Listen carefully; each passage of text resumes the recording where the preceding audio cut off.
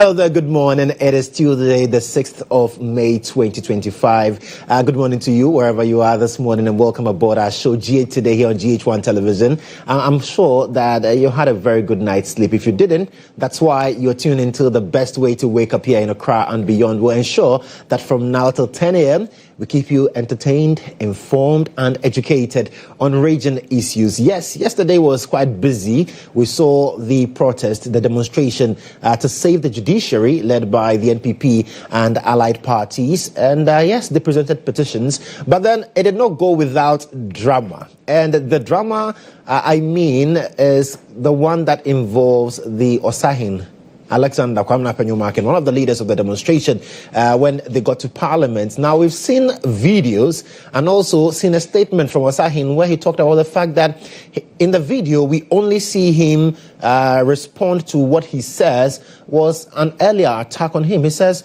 that the officer in question, Constable Forson, hit him in the chest close to his heart. At a point, he was dazed and he had to even seek some form of refuge later. He says he had to lean against the wall because he could not find out what exactly was happening to him. And we've seen, and people are saying, hey, Osahin, we were there. Osahin, you could not have been dazed. But we saw the response from Osahin. He was dazed, but he was able to, respond. The NPP has justified, saying, well, it was just a response to what had earlier happened to him by the said officer. Well, we'll get to talk about that, also talk about other regional issues here in Ghana. So, yes, welcome aboard the show. We've got lined up interviews that you don't want to miss out on. We'll also bring you Court Today, sports charts. We'll also look at the papers. It's an all-encompassing show this morning, and I'm privileged to be here to stay affairs. I am Joshua Kodjo Mensah. Let's check out now our quote of the day. And William Wordsworth says, wisdom is oftentimes nearer when we stoop than where we soar. Wisdom is oftentimes nearer when we stoop than when we saw. And yes, it really brings to mind how we are told that we find strength in adversity. So you see, sometimes when everything is sailing smoothly, when things are on the up and up, you are very unlikely to learn some, wisdom nuggets here and there. But then when situations are not going as you wanted, it is also said that you learn so much from failure than from success. And so, yes, that's our quote of the day. Let's now check out the word of the day. Today's word is R-E-E-L. Again, R-E-E-L, real. It can function both as a noun and a verb. In this example, we are looking at the meaning of the word when it's functioning as a verb. If someone reels, they move about in an unsteady way as if they are going to fall.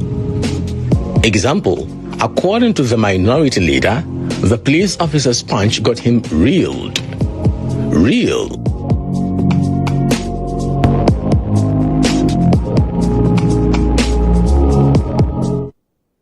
So that's a very good one there.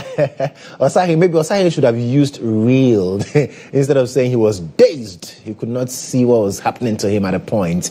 And then some CID officers had to come and help him. Well, extra tall guy with the word of the day. And I'm sure that you are improving your vocabulary. You've got a new word to use. And in the verb form, in the noun form, we know what you see on social media, your reels and all of that. Well, that's it for the word of the day. It's time to bring you the video of the day.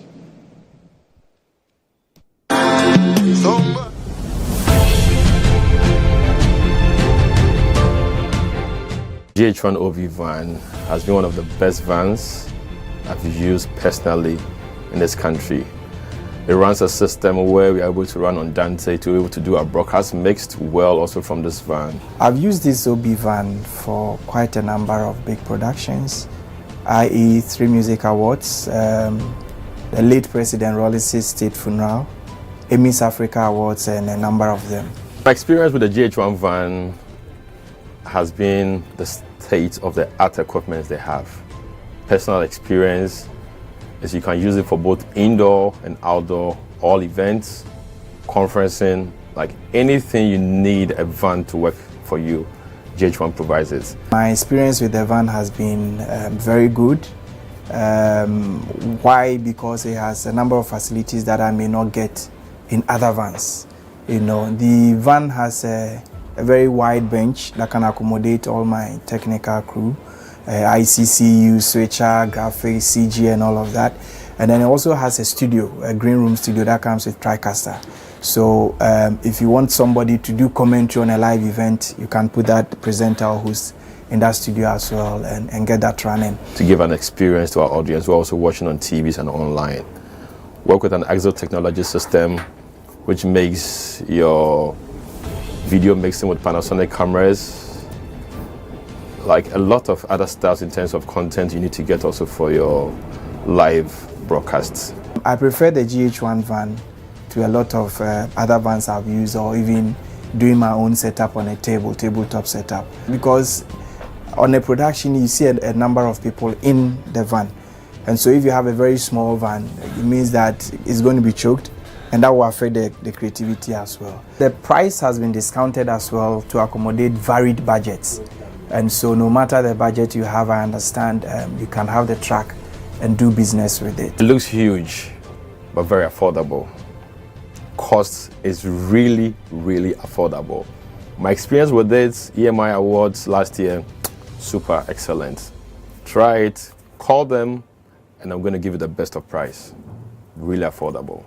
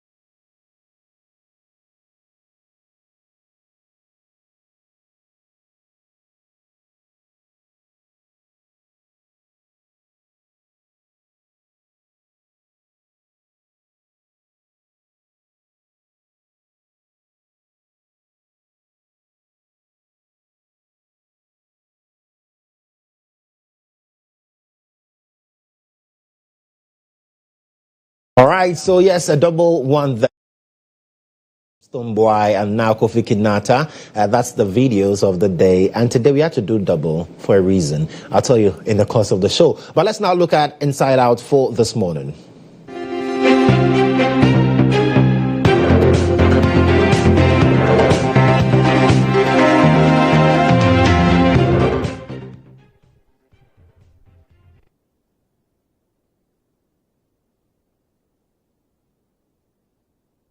You know how often we talk about public sector corruption and how people who are given the mandate to lead in our various public agencies rather fleece the public purse? Well, GHOne Mahama, you recall, in the lead up to the election, promised that he was going to ensure that he ran a very efficient government that was devoid of corruption, among others. So, yeah, he laid down quite a number of things that he said that he will not allow his appointees to do. Now, when he became president, he also talked about the fact that no opulence, no sort of disrespect whatsoever. But yesterday, the Code of Conduct book was launched. Let's listen to GHOne Mahama. We'll come back and have a conversation on that.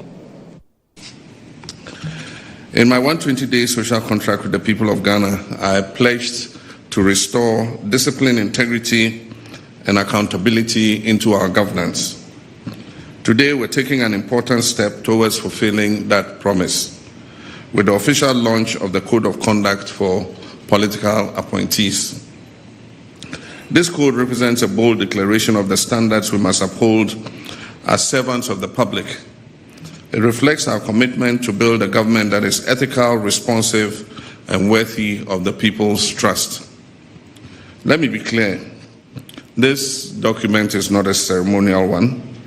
It is a living and enforceable framework that outlines what is expected of every individual appointed under this administration. Though the document often uses the term minister, it applies broadly to deputy ministers as well, to presidential staffers, to chief executive officers and their deputies, to members of the Council of State, to board members, and other political appointees within the executive arm of government. And I include myself. It applies to my vice president, myself, the president, the chief of staff, the executive secretary, all advisors. All of us are bound by this code of conduct. This is a government. So that's John Dramani Mahama with that caution that this is not just going to be any other document that, oh, well, we've launched the policy, the Code of Conduct for public sector workers or office holders, but then this is a living document. So he is going to strictly enforce the dictates of that document on his appointees. Mind you, GHOne Mahama says that, well, where we find ourselves as a country, we need some level of strict discipline. And when the issues about the pro-poor policies propounded in the manifesto of the NDC came to the light, I mean, one of the things that the communicators told us that was that, well, there's so much wasteful expenditure by the erstwhile government, and so they'll be able to cut down on those ones, and then the funds that will be recouped would be used for all of these pro-poor policies, talking about the stress-free senior university tertiary education policy, where we are going to have students go to school for free in the first term because there's so much pressure on parents after free SHS to get their awards into the various universities. We are told that gradually it would be getting to the point where hopefully in the near future we should have free tertiary education in the country. We saw last week about 3 policies were launched. Even though they have budgetary allocations to those policies, clearly their sustainability plan will require that we inject more. And so GHOne Mahama says this is the code of conduct that he's launching for his appointees. He would not tolerate any form of opulent lifestyle, disregard to the people of Ghana, among others. Now, this is not the first time we've heard it, and that's why GHOne Mahama says this is not just any other document, it's a living one. I believe that we should take a wait-and-see approach to what happens. People are asking questions. So, GHOne Mahama, you gave a 31st March deadline for appointees who had not declared their assets, that you deal with them. Is the dealing the 3-month salary that you say you're going to donate to Mahama Cares? Well, anyways, people are asking questions. And so we'll get to see how it pans out. But the Chief of Staff also has an admonishment for the officials appointed by this government. Listen to him.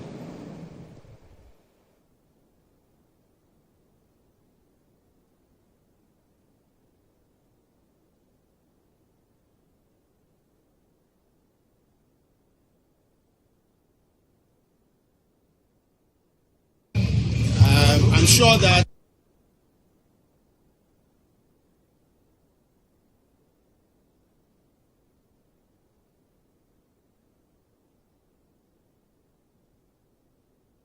We'll bring you that. We'll bring you that subsequently. But clearly, the lines are drawn. No form of tolerance for disregard to the Ghanaian people. John Mahama says you are appointees to serve. And so in this legacy term of JM, he says he's not going to tolerate all those things that we've seen in successive governments in the past, where, appointees now lord over the people that they are supposed to serve. Well, the former administration says we are already seeing signs in this government. Mahama's appointees, some of them are showing Kokoti.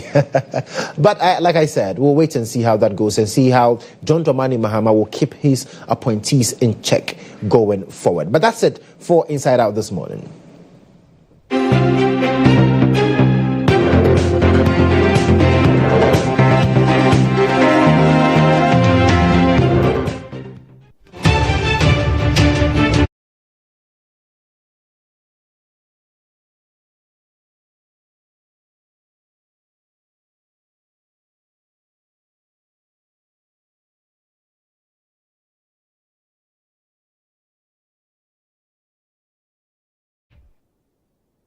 So it's time for us we are not going to demonstrate against the judiciary, but we are just get to know exactly what is happening in the judicial arm of government. Murtala Inusa has joined me with court today. Murtala, good morning. Good morning, Joshua Kodjo Mensah, the birthday boy. Oh, come on. Charlie,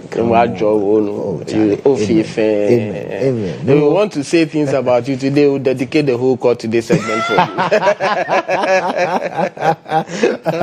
It's great to celebrate the birthday like this. It is the people of Ghana and all of that. Yes. Charlie, you're a big man. You're a bigger man.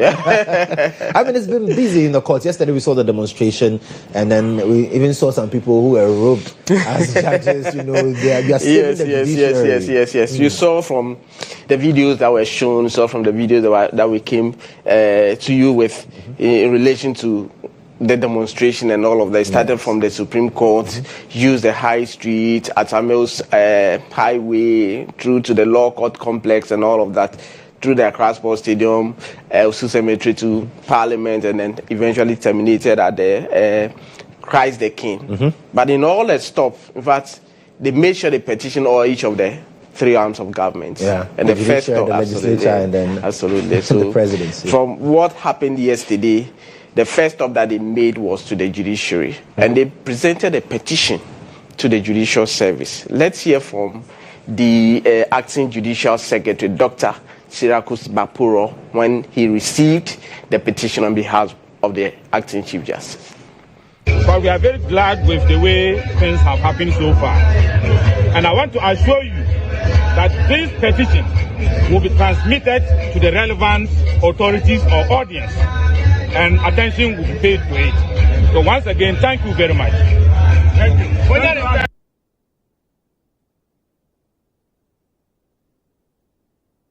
I remember those days when you are, is it the Jama? The Jama, when the guys are playing, then you are behind when them. you are on a Luther machine, you play that song. So that is Sirakus Bapuro, Right. Dr. Sirakus Bapuro, the acting judicial secretary, receiving the petition on behalf of the judicial service, of course, and he was being supported by the president of the Judicial Service Staff Association, Mr. Samuel Afute Otu. The HR of the judiciary was also part of it, and some other officials from the judiciary. So that is how it started, and all of that eventually ended at the presidency, where Standogbe received the petition on behalf of the president, and all of them had some moment to share. So that's just by the way of what happened. But in away from that demo, yesterday I saw you were talking about quite a number of things, especially with Adabla. Sister Adabla. What is happening with her in court? So for those who are watching, remember the side chick. So on your screens now is Deborah Sarah Adabla, when the issues with the banker Ernest Kwesini Mako started. So she comes to court, she leaves the premises of the court, and eventually the substantive matter, her main case was thrown out because the court said an institution like the judicial service cannot be called upon to stamp a behavior like this is not unacceptable. Right. So they will not even go into the merit of this. So he was thrown out. He was even a cost was awarded against him. But some aspect of the case is still pending before the court, including the issue of the vehicle at the center stage of this whole dispute and all of that. In the course of the hearing, at some point in time, the judge at this time, Justice Olivia, made a point that the party should cease fire. No media commentaries and all of that. And it's been alleged that the lady went against that. So there's even a contempt application pending from the team of Mr. Nimakun and all of that. And on top of that, the lawyers of Mr. Nimakun also want a summary judgment in relation to the other legs that are pending. So yesterday, Justice John Bosco Nabarese sat in relation to one of the issues that Adabla and her lawyers want is to the effect that they want to raise some counter issues that Mr. Nimakun and his lawyers have raised. They want to counter it. But the court thinks that it's out of time, so that request was dismissed. Then and then a cost of, in fact, 5,000 was awarded against. But before the court took that view, a video came to the attention of the court, which the court deemed it contemptuous. And so the court have cited Deborah Sarah Adabla for contempt. When the court cites you for contempt, it means you are in trouble. So the court is saying that she should come to court and show cause why she should not be punished for that comment that she has made. And on top of that, the court has issued a bench warrant for her immediate arrest. But what has Deborah Sarah Adabla been saying which necessitated the court to issue a bench warrant? Let's have a look at it. You guys remember the execution they did in my old premises by towing my car and blah, blah, blah. No? My legal team fought against the execution because it was wrongfully done. Now, this is just a page 1 of the ruling. If you are interested, you can ask me. I'll send the full pages to you. This judge, John Bosco Nasabre, is saying that, of course, they needed 7 days for the judgment to be effective. If I had failed to deliver the vehicle, as the judge, Olivia Owusu, said, within that 7 days, then they have the right. But then he's not going to set it aside because it was wrongfully done. He said he won't do it in his judgment. He's also adding that my lawyer insulted him.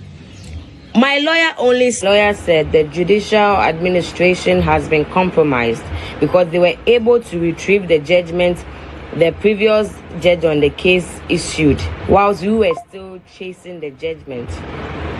So this judge, John Bosco Nabarese or Berese, is saying that my lawyer insulted him because he said this. And in this ruling right now, you, a judge, you are saying that, yes, what they did was wrong, but you're not going to set aside the application. You are not going to allow them to bring the car back.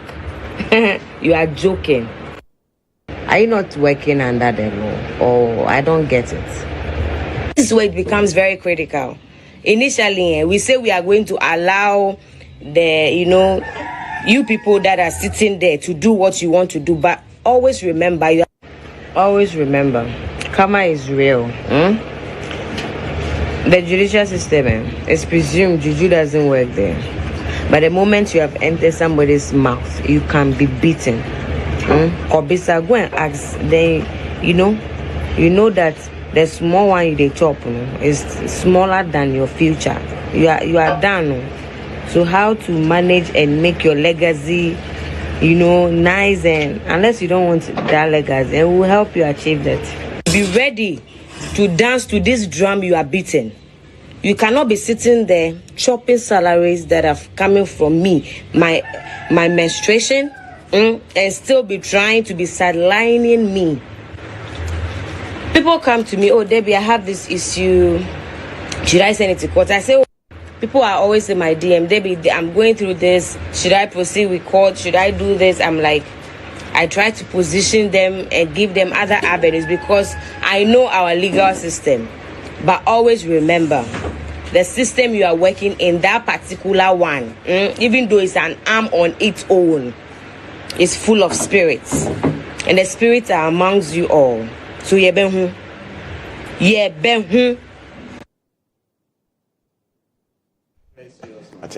Wow. So this is not even all the videos. These are excerpts that we are playing. So these videos that you're watching on your screen, they were played in open court yesterday, and that informed the reason why the judge issued a bench warrant for her arrest. You noted that some of the things that she was talking about, indeed, when matters are pending before the court, then means you may be crossing the red line. So the court now wanted to come and show cause why she should not be punished for such comments that she's made in all of that. So that is in relation to the Deborah Seram Adabla. So yesterday, and you note that even the mention of the name of the judge at the point in time, she mentioned another one. So it is John Bosco Nabarese.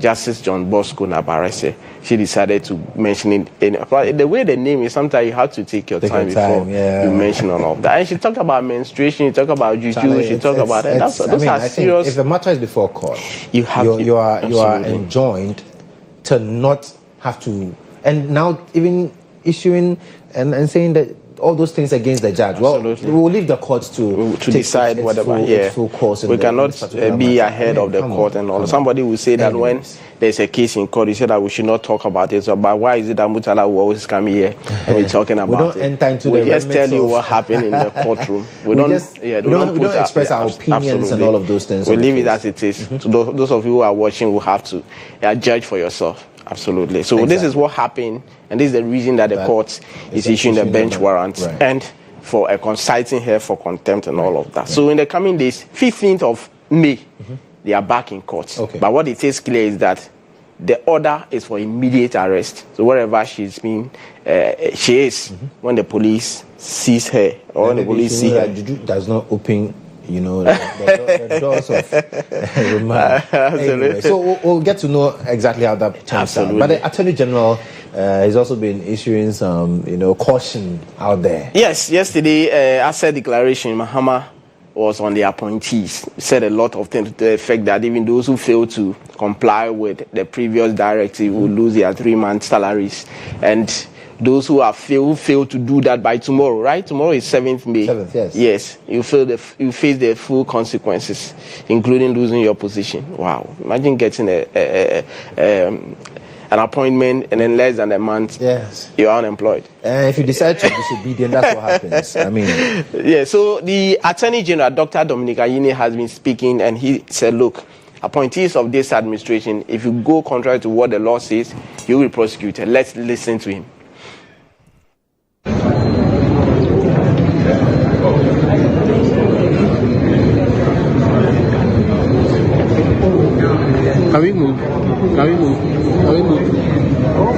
In terms of enforcement, as he himself has put it, all right, there are various ways of enforcement. One way of enforcement is to ensure that there are sanctions. Okay, sanctions will apply for breach of the code of conduct for political appointees. And as he himself said, very clearly, and he said it without mincing words, is that if you breach the code, you get disciplined. He will terminate your appointment. But is that enough? Is that enough? Only termination of appointment? I mean, of course, if there are other consequences flowing from your conduct, that will also be looked at. So, for instance, he said it's legally, enforceable, and that is true because if you have been, terminated, if your appointment has been terminated, it should be possible if criminal conduct flows from what you have done, for the Attorney General to then pick up the matter and then, make sure that the courts impose the necessary criminal sanctions on you. And so I don't think that it is, enough to say, look, the person's appointment has been terminated. If the termination has come and there is anything to, follow up as far as criminal sanctions is concerned, it will be done. But would you as Attorney General, would you be willing and ready to prosecute one of your own? I have said that several times, and I think I have the support of the President when it comes to that. That the President has said, don't cross the line. If you cross the line, then it means that the sanctions will flow, and that includes taking legal action against you. I've said it several times, and I will not, hesitate to investigate and prosecute anybody who is an appointee of this government who crosses the line. Because it doesn't make sense, and for purposes of the public's sense of fairness, that past appointees will be prosecuted and then present appointees will go scot-free. That means that you are leaving room for them to be prosecuted in the future. You are just simply deferring their prosecution, and it doesn't make sense. So the president always says that we should not conduct ourselves in such a way that we give him the unpleasant duty of having to fire anybody. All right. I will also say that, I don't want to have the unpleasant duty of having to investigate my own colleagues or appointees in government. All right. So we should all stay in line. The straight and narrow path that has been defined by the president must be the one that we should all walk.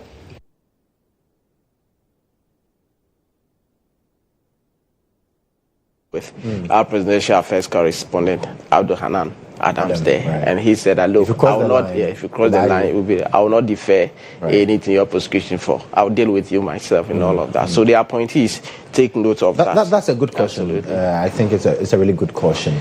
But then, moving forward, yesterday we saw the demonstration. Today we are dealing with it in court. Yes, so the injunctions, one from Vincent Ekoasif, a member of parliament for Otafu, then another from one Ebenezer Osewusu, a private citizen. So both are at the Supreme Court today. Twice it was adjourned. The last one for unavoidable reasons or condition situations. So the panel had to adjourn it because one of the panel members was unavailable at the time. So today is the day that it has been fixed for here. We know a lot have made mention that already it is moot already, but we do not know as it stands. So before a 5-member panel today will be at the Supreme Court to see what the pleasure of the Apex Court would be in relation to the interlocutory injunctions seeking to stop the President Mahama from continuing with processes to have the Chief Justice removed. And the issue about Namwan is also back in court today, and then AG department will update the court on situation at the Court of Appeal. Of course,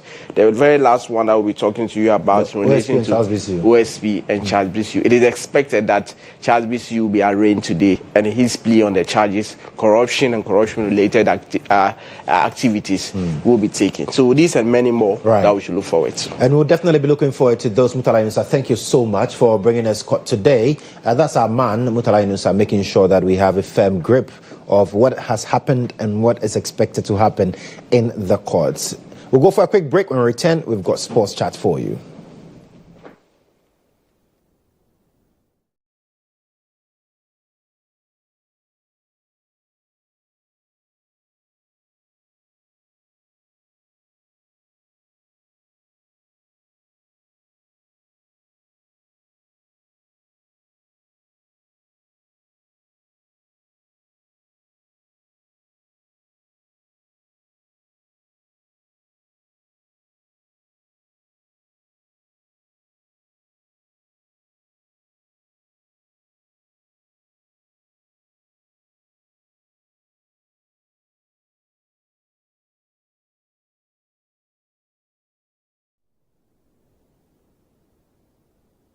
Yes, so my colleague Voltarian has joined me with the latest note of sports. Yes, sir. Jones Aji. Charlie, happy birthday to you. Happy birthday. Charlie, I'm outside today. Yeah, you're outside today. You're outside today. Thank God you're married. I would have prayed some special prayers for you. But then I pray for you. Your pastor. Wait, I pray for you that the Lord will lift you up in Jesus' name. Amen. Amen. May you find favor from God and man. Amen. That's all. Amen. Yeah. The other one is speaking for those that are married. Jones, what's happening in sports? All right, so Ghana's U20 were in action yesterday and they beat Senegal. Senegal are actually champions of the AFCON the last time that it was held. They beat them by a goal to nothing. A goal was scored in the 15th minute. Emmanuel Mensah getting that goal for us then, the likes of Miss Bao. And then Jerry Afriye, actually for the side. So congratulations to Ghana. They have now moved second. Yes, so there you see the goal, a brilliant goal in there, and a brilliant assist from Jerry Afriye, finding Emmanuel Mensah there to get us that needed win. So now let's get to look at the table. Let's quickly get to look at the U20 table. Yeah. So Ghana have now moved second, behind DR Congo. DR Congo actually won their game 3-1 against Central African Republic. So DR Congo top with 4 points. Ghana second with 4 points. Senegal now lie third with 1, and then Central African Republic lie fourth with 1 point. So don't forget that the team that gets to the semi-finals will qualify automatically for the World Cup set to happen later this year. Now let's move on to the UEFA Champions League, because there is action tonight. Barcelona are going to travel. In fact, they're already there. They're going to face Inter Milan at the San Siro, and we're expecting fireworks tonight because the first leg ended 3-3. If you remember very well, Thuram got that goal in the first minute, and then we saw Dumfries getting one from a corner kick. Barca strongly and then put it at 2-2. Then it went to 3-2 before Barca getting the third goal there. So it was interesting, a controversial offside call that a lot of people have been talking about, but then it ended 3-3. Well, we understand that Lewandowski is back. So Lewandowski is back for Barcelona, and then he might start from the bench, and then you would also see the absence of Lautaro Martinez. So Martinez is not in there. Pavard is also not in there as well. 7 p.m. that game would be happening at the San Siro. We'll see how it goes. But then don't also forget that there will be live commentary on Kasapa 102.5 FM. Let's end up with the NBA. Yes, the semifinals. First game, game 1.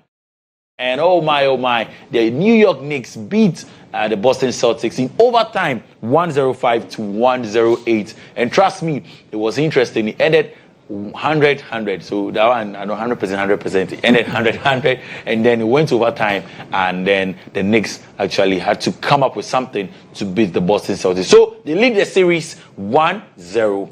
We'll see how it continues tomorrow there. So NBA for you, NBA playoffs for you. And then that should be all for sports this morning. My name is Jones ADZI. I have a bet with Wedi as well. You're always betting with people? Yes. Okay, so what bet do you have? Wedi is a Barcelona fan. Right. And Wedi is saying that today they'll finish Inter Milan. And Wedi wants me to put 500 cities on me. All right, thank you so much. Charlie, Jones, but tomorrow, yes, Arsenal will be here. So on Thursday, you bring your razor and everything. Ooh, I got to shave someone's head off, Yes, and I'm really excited. I'll shave either Mutala or your hair. My own there is already there. Jones Ajit there with Sports Chat. Thank you so much, Jones. Let's check out the papers this morning now.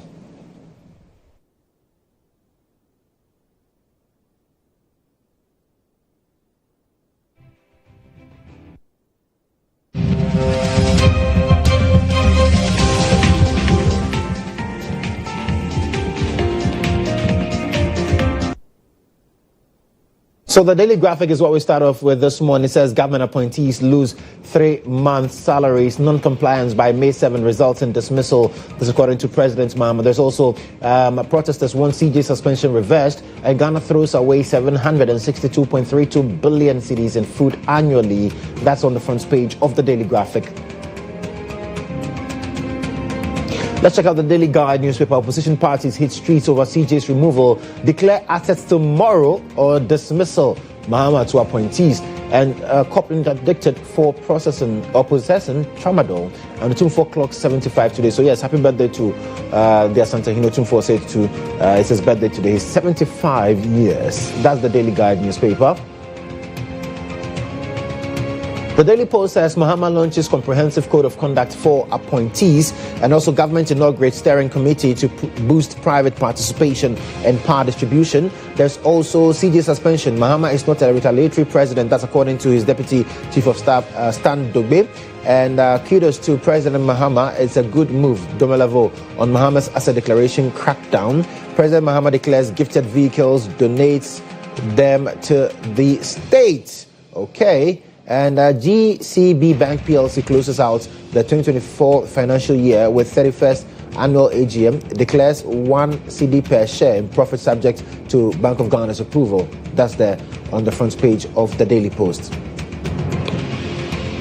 The Ghanaian Times this morning, that's a declaration, President to dismiss non-compliant appointees. It launches code of conduct. There's also coalition of political parties, DEMO, demands reversal of CJ suspension, captured on the front page of the Ghanaian Times.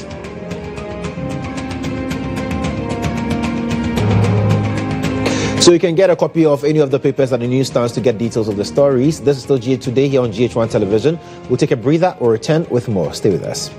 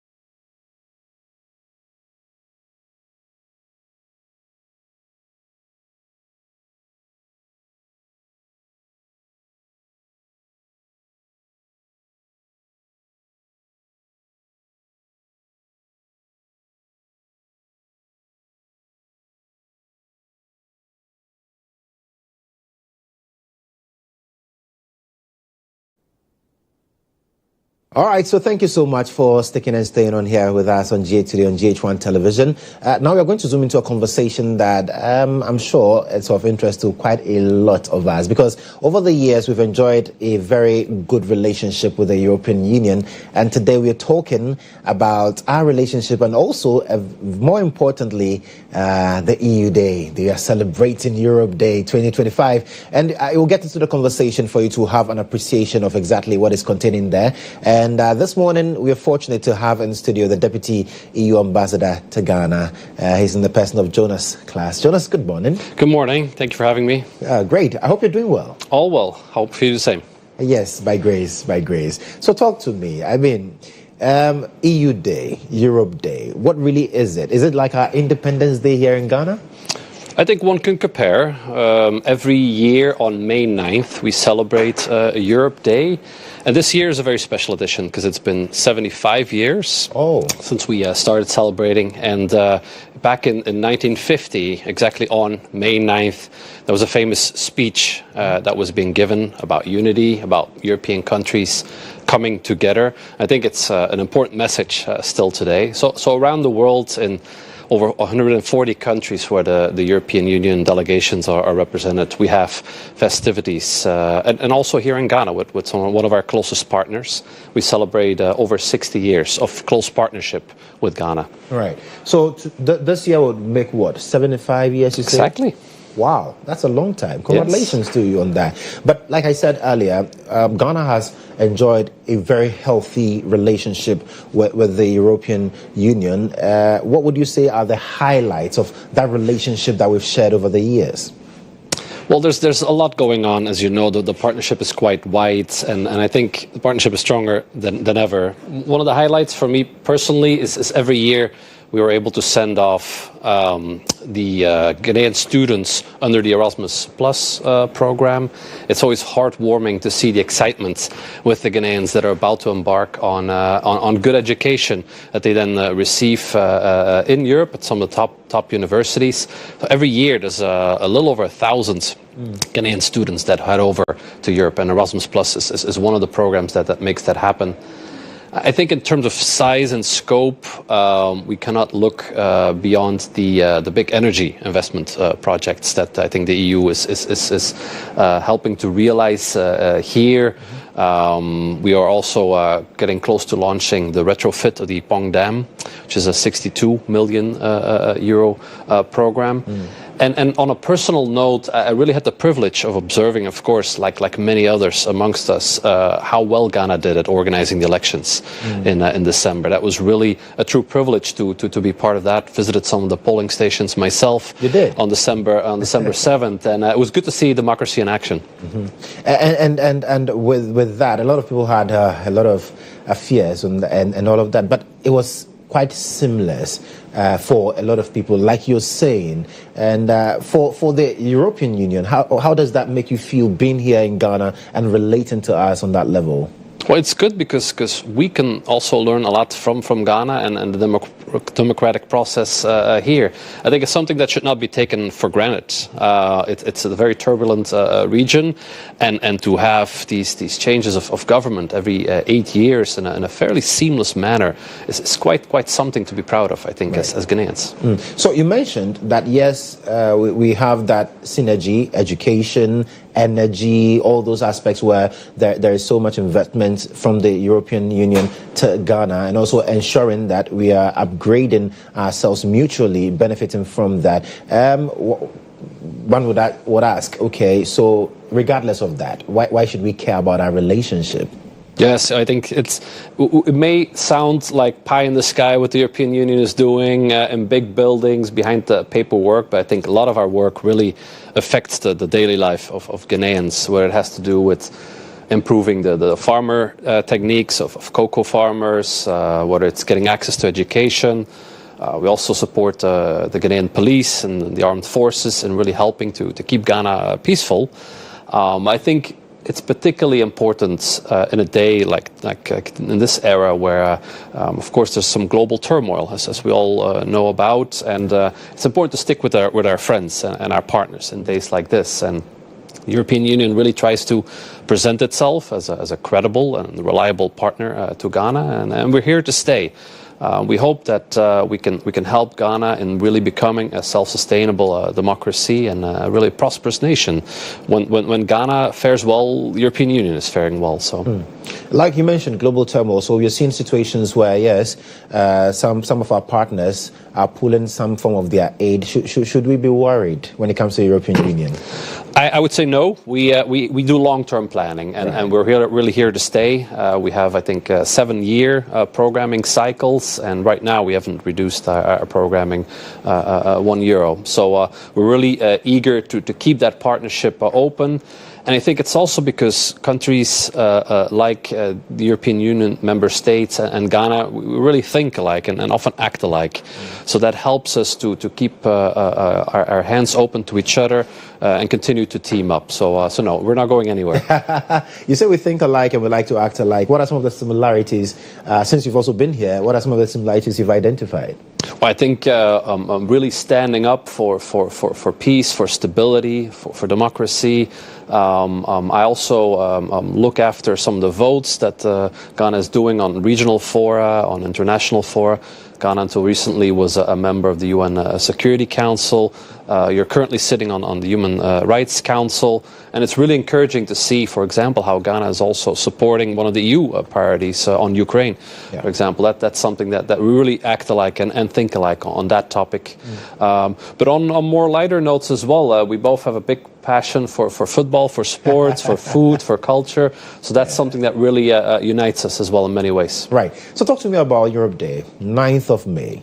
What are some of the activities that you've put together to ensure that you're really celebrating and commemorating the day? Well, it's really going to keep us busy. It's not just a day. It's going to be a full month of activity. Wow. So the full May month, starting this Friday with a good party. We'll have a big reception on May 9th itself. After that, we'll roll up our sleeves and we'll get to work with some serious dialogue. Every year we have a big partnership dialogue with the Ghanaian government to talk really about the plans for the coming year, what we're going to have in store. And then on May 20 and 21, we have our business forum, the EU-Ghana Business Forum. And it's always a good opportunity for private sector partners to get together and to really help make the trade relations and the business cooperation thrive. We still have some other activities in the works, in the pipeline. We're thinking about some festivities in Tamale as well. I think it's important to get outside of Accra and even outside of the major cities in the country to really help make sure that all Ghanaians can participate in the festivities around May month. So the big party is on Friday, the 9th of May, and then 20th and 21st, you're looking at the business forum. Yep. So who gets to be a part of the celebration? Who gets to be a part of it? You mentioned that private sector is very key, and for that, on the 20th and 21st, you're looking at how to engage private sector. Maybe there's a business owner out there says, oh, I wish I could be a part of this. Is it possible? For sure. Check out our social media feeds, I would say. There's ways to register if you'd like to. And the many activities are really geared towards the different segments in Ghanaian society. Last year, we had a big focus on youth, on education. So we reached out throughout the country to that part. This year, it's very much focused on the business angle and the private sector. And who knows, next year we'll have all the media partners invited at these festivities as well. Right. So talk to me, why the private sector? Why businesses this year? Why the focus on that? I think it's important to also in today's day and age to keep our borders open. I think we're both advocates for open, transparent trade relationships, which is also not a given nowadays. We've seen that the trade volume between Ghana and the European Union has almost doubled in a little over 7 years, from 3 billion to almost 6 billion euros. And we really want to help foster that, because I think that's the way to help make the country prosperous. It's mutually beneficial. It gives Ghanaian businesses access to European markets, and it really helps us both further strengthen these relations, strong relations that we already have. Right, so join us EU Day on the 9th of May. What will be your final words to us Ghanaians and also your colleague Europeans who are resident here? Well, I'd say come and enjoy the different festivities that we have over the coming month. As I said, look at the social media feeds that are out there. All the activities are advertised, so we look forward to celebrating this important month with you all. So EU in Ghana on social media platforms? Correct. That's how we get to know and also be a part of it. Always. Fantastic. Jonas, thank you. It's been an absolute pleasure having a conversation with you this morning. Thank you. So that's Jonas Claes. He is Deputy Ambassador for the EU in Ghana. It's all about Europe Day 2025 on the 9th of May. It's a big party, but it's a whole month long filled with activities. And so just get on their socials, EU in Ghana, and get to appreciate exactly what is happening and how you can also be a part of it. Jonas, thank you once again. Well, that's it for our conversation on our relationship with the EU. We have a lot in common. It says culture, food, so much. We'll be back after this break. This is Jay Today here on GHOne Television. Stay with us.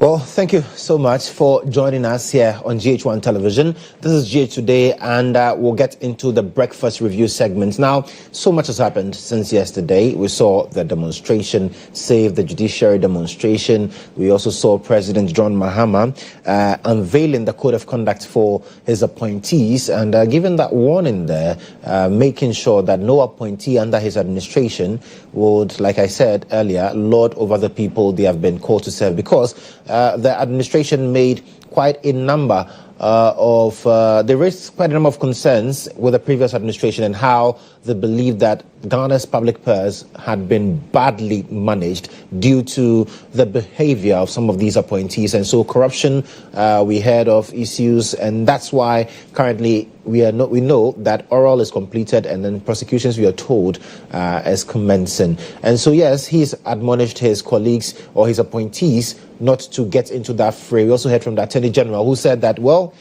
he doesn't want to do that unpleasant thing. But then, if you are an appointee of this administration and cross the line, he will deal with you. He's not going to defer prosecution to the next administration whatsoever. So, yes, we'll be having conversations on that. And to help with the breakfast review segment this morning, we have Dr. Sami Aye, Government Communications Office.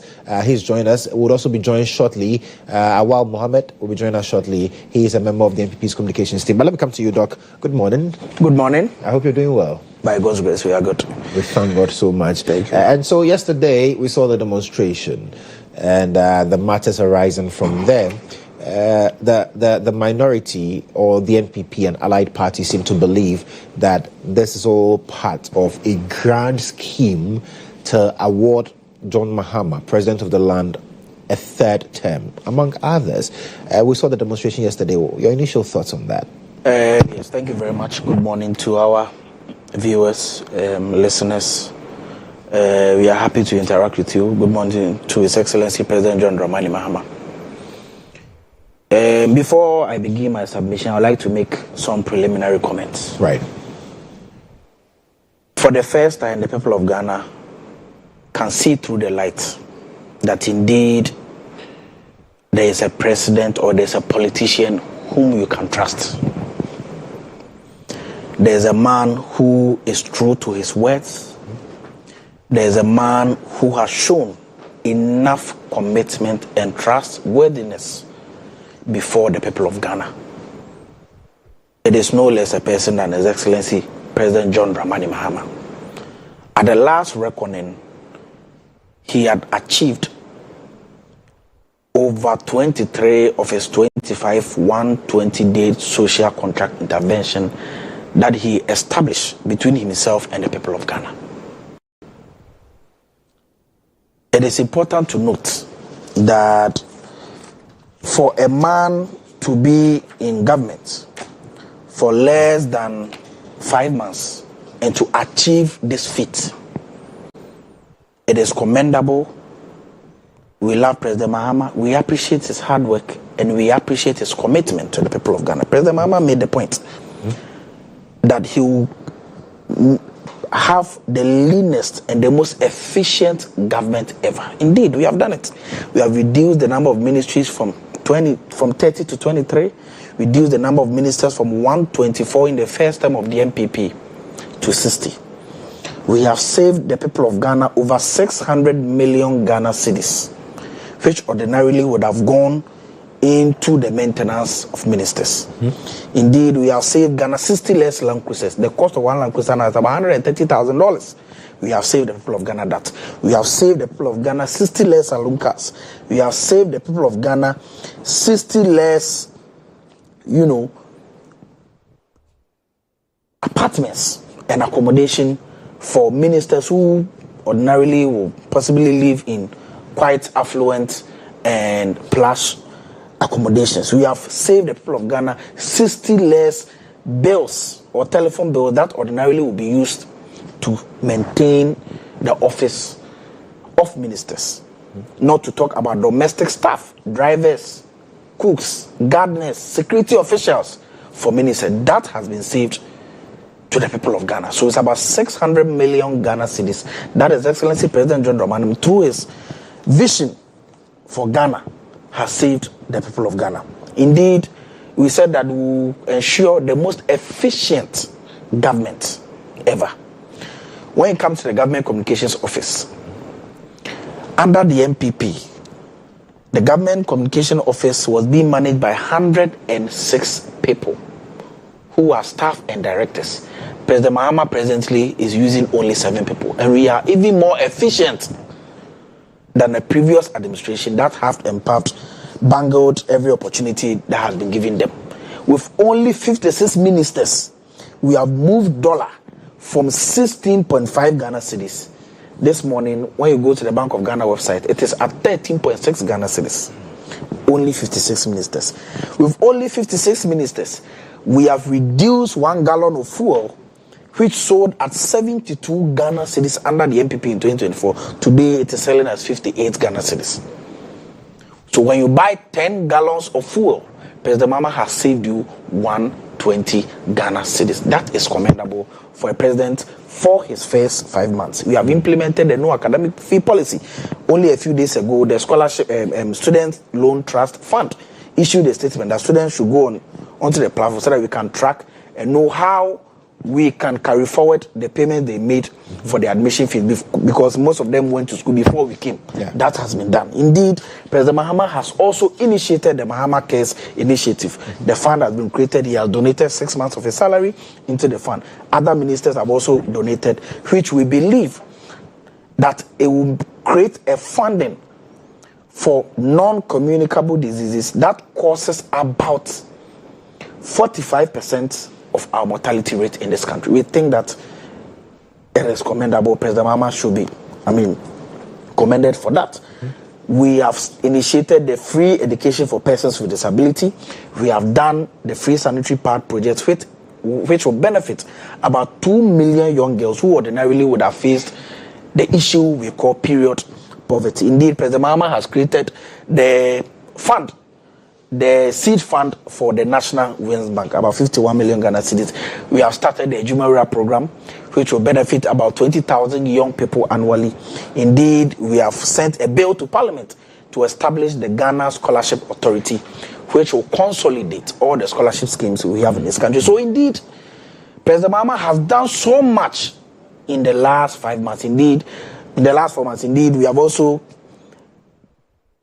earmarked 200 million Ghana cedis for the victims of the spillage that happened with the VRA. And so a lot has been done.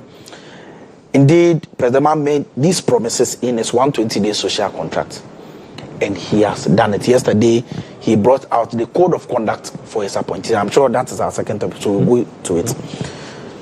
I will give President Mahama 90% for achieving all these things in his 120 days. That's an ambitious one, 90%. Yes, indeed. When you look at out of 25, the man has done about 23. Why wouldn't you give him a 95%, 90%?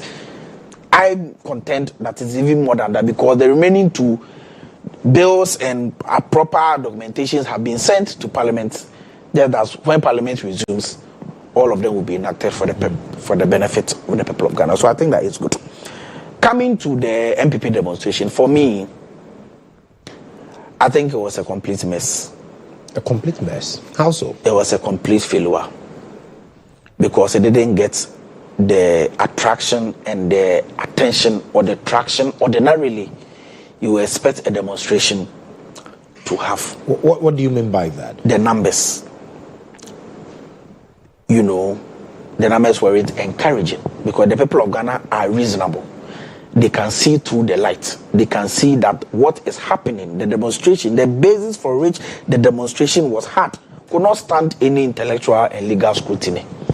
Because the arguments that the MPP and the minority and through the Ghana Bar Association are making does not make any sense. President Mahama has not breached any constitutional provision regarding the suspension of the Chief Justice. It is a group of people who have completely mismanaged the Ghanaian economy and the Ghanaian social sector for the last 8 years, creating the worst economic situation ever. Definitely, they are in opposition now. They want to rerun. So most of them are using this opportunity to launch their re-election bid. Other than that, I don't think there's any reasonable explanation anybody can give why this demonstration to be had. But it wasn't just MPP. We saw allied. Of course, parties. we know if you are politically astute, you know that all the allied parties have tied their apron string to the MPP. They tied their apron string to the MPP even in the last 8 years. Some of them received good contracts, very nice contracts under the MPP. You understand the point? So definitely they will want to support them. But I am happy that today the Flagstaff House is not a security zone, as we were told under the MPP.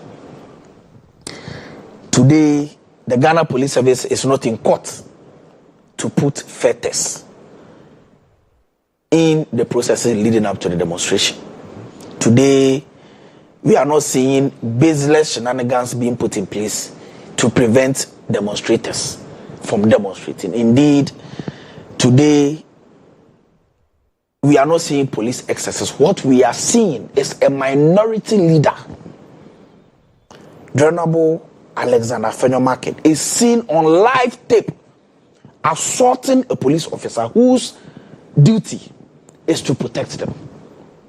That is very unfortunate. But he says it was in response to what had happened to him. Video the police officer in question hit him on the chest, close to his heart. So he was so traumatized and dazed. It's not true. So it was just a you cannot be dazed. You cannot be dazed and you get up in 2 minutes and come and attack a policeman.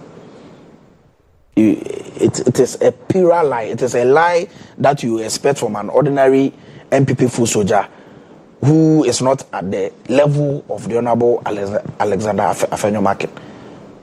The statement has become a subject of public ridicule because we all saw the video. It is a palpable lie. There's no reason why what he did should have been done.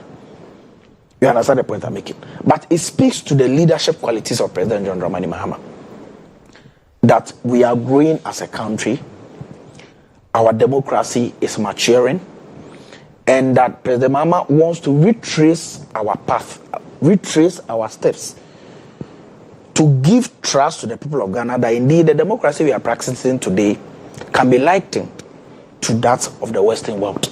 The Attorney General actually prevented the Ghana Police Service from securing an injunction for an intended demonstration that a week ago or two happened.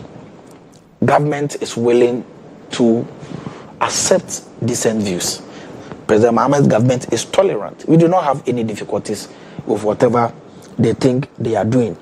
The reason why it failed yesterday was because Ghanaians have seen that the MPP is engaging in palpable lies about the conduct of President Mahama, because it is known. Nobody in the MPP has to speak. No lawyer in the MPP has been able to adduce substantial evidence or substantial argument. They have not been able to sustain any proper argument. You understand the point? To dwarf all the processes President Mahama went to suspend the Chief Justice. Number one, there is no agenda to take over the judiciary. There isn't? There is no agenda. President Kufuor appointed over 18 Supreme Court judges. As was within his power as president. Why? Is President Mahama, President Mahama doesn't have the right to appoint Supreme Court judges? Why is there MPP think that they are the only people that have the right to appoint? But their claim is that if you say it's wrong, why are you repeating the same? I'm saying that when the MPP was in power and they were appointing judges who had contested on the ticket of the MPP, Justice Yaga, who is now at the Supreme Court, contested as a member of parliament in whole Central in 2016. When President Kufuor did that appointment, where was Fenyomarket? Where was Nanabi? Where was Justin Fimpo Kudia? Where was Miracle Sabwaji? You understand? We didn't hear a whimper from them. They were all in this country. President Mahama has only exercised his constitutional mandate. But they say that the basis for which the president exercised his constitutional mandate was flawed. With respect to the removal of the Chief Justice. Yes, the petitions that were brought, and then the prima facie that was established among others. They feel that something went amiss. And then the petitions that we are seeing is the basis for which he's been suspended. It's not right. It's not in the right direction. Look, Professor Kokwasari petitioned President Kufuor to remove Chief Justice, former Chief Justice Gertrude Tokono, She's still the Chief Justice. Fine. Suspended Chief Justice Gertrude Tokono. When Professor Kwaku Asare did that, was President Kufuor behind him to remove the Chief Justice? Why didn't they demonstrate in this country? And so it lacks logic. There's no consistency. Indeed, somewhere around 2014, 2015, Richard Nyama and Frank Anodompre petitioned President Mahama to remove Vivian Loretta Lamte, who at the time was the Shrad boss. When that happened, and President Mahama acted as the conveyor belt, did the MPP demonstrate in this country? Our answer for you, it is no. President Mahama is doing the same thing as happened only a few years ago. Indeed, the petitioners are not NDC people. They are not MPP people. Neither do they belong to any political party. Indeed, I can tell you on authority that all the counts, that all the petitions that came and the counts that were involved in them, 4 of them, President Mahama actually said that there was no prima facie case against the Chief Justice. And so, it cannot be reasonably inferred that President Mahama is doing anything against the will of the people of Ghana. Right. When faceless people petitioned President Kufuor to remove Charlotte Osei, the MPP were in this country. They didn't utter a word. No demonstration was had. President Kufuor had his way, removed Charlotte Osei. Why is it that today, individuals who are known, who are not politicians, you understand the point I'm making, have petitioned the president and they don't want the president to work? You understand the point I'm making? They say that, President Mahama exercised his discretion subject to Article 146(10) and Article 296C. Meanwhile, there have been Supreme Court interpretation of Article 296C. Through Justice Jateba, I can read the judgment to you.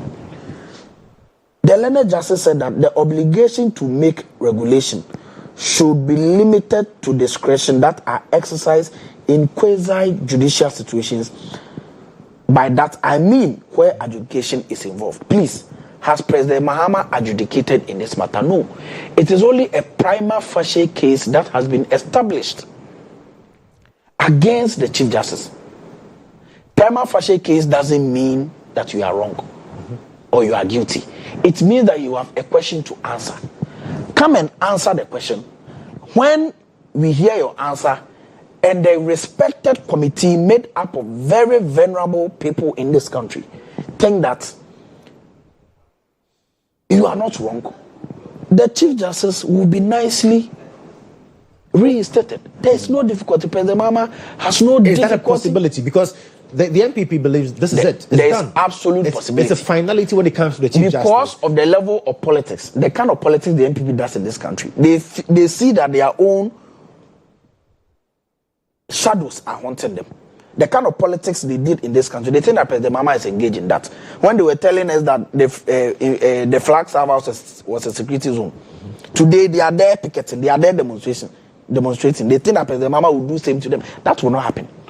President Mahama is a law-abiding president, a compassionate president, a loving president who respects the mandate that the people of Ghana have given them. Right. And so no argument can be sustained by the MPP to create the impression that President Mahama is doing anything to take charge of the judiciary. He has no interest in that. This is the president that has 2/3 in parliament.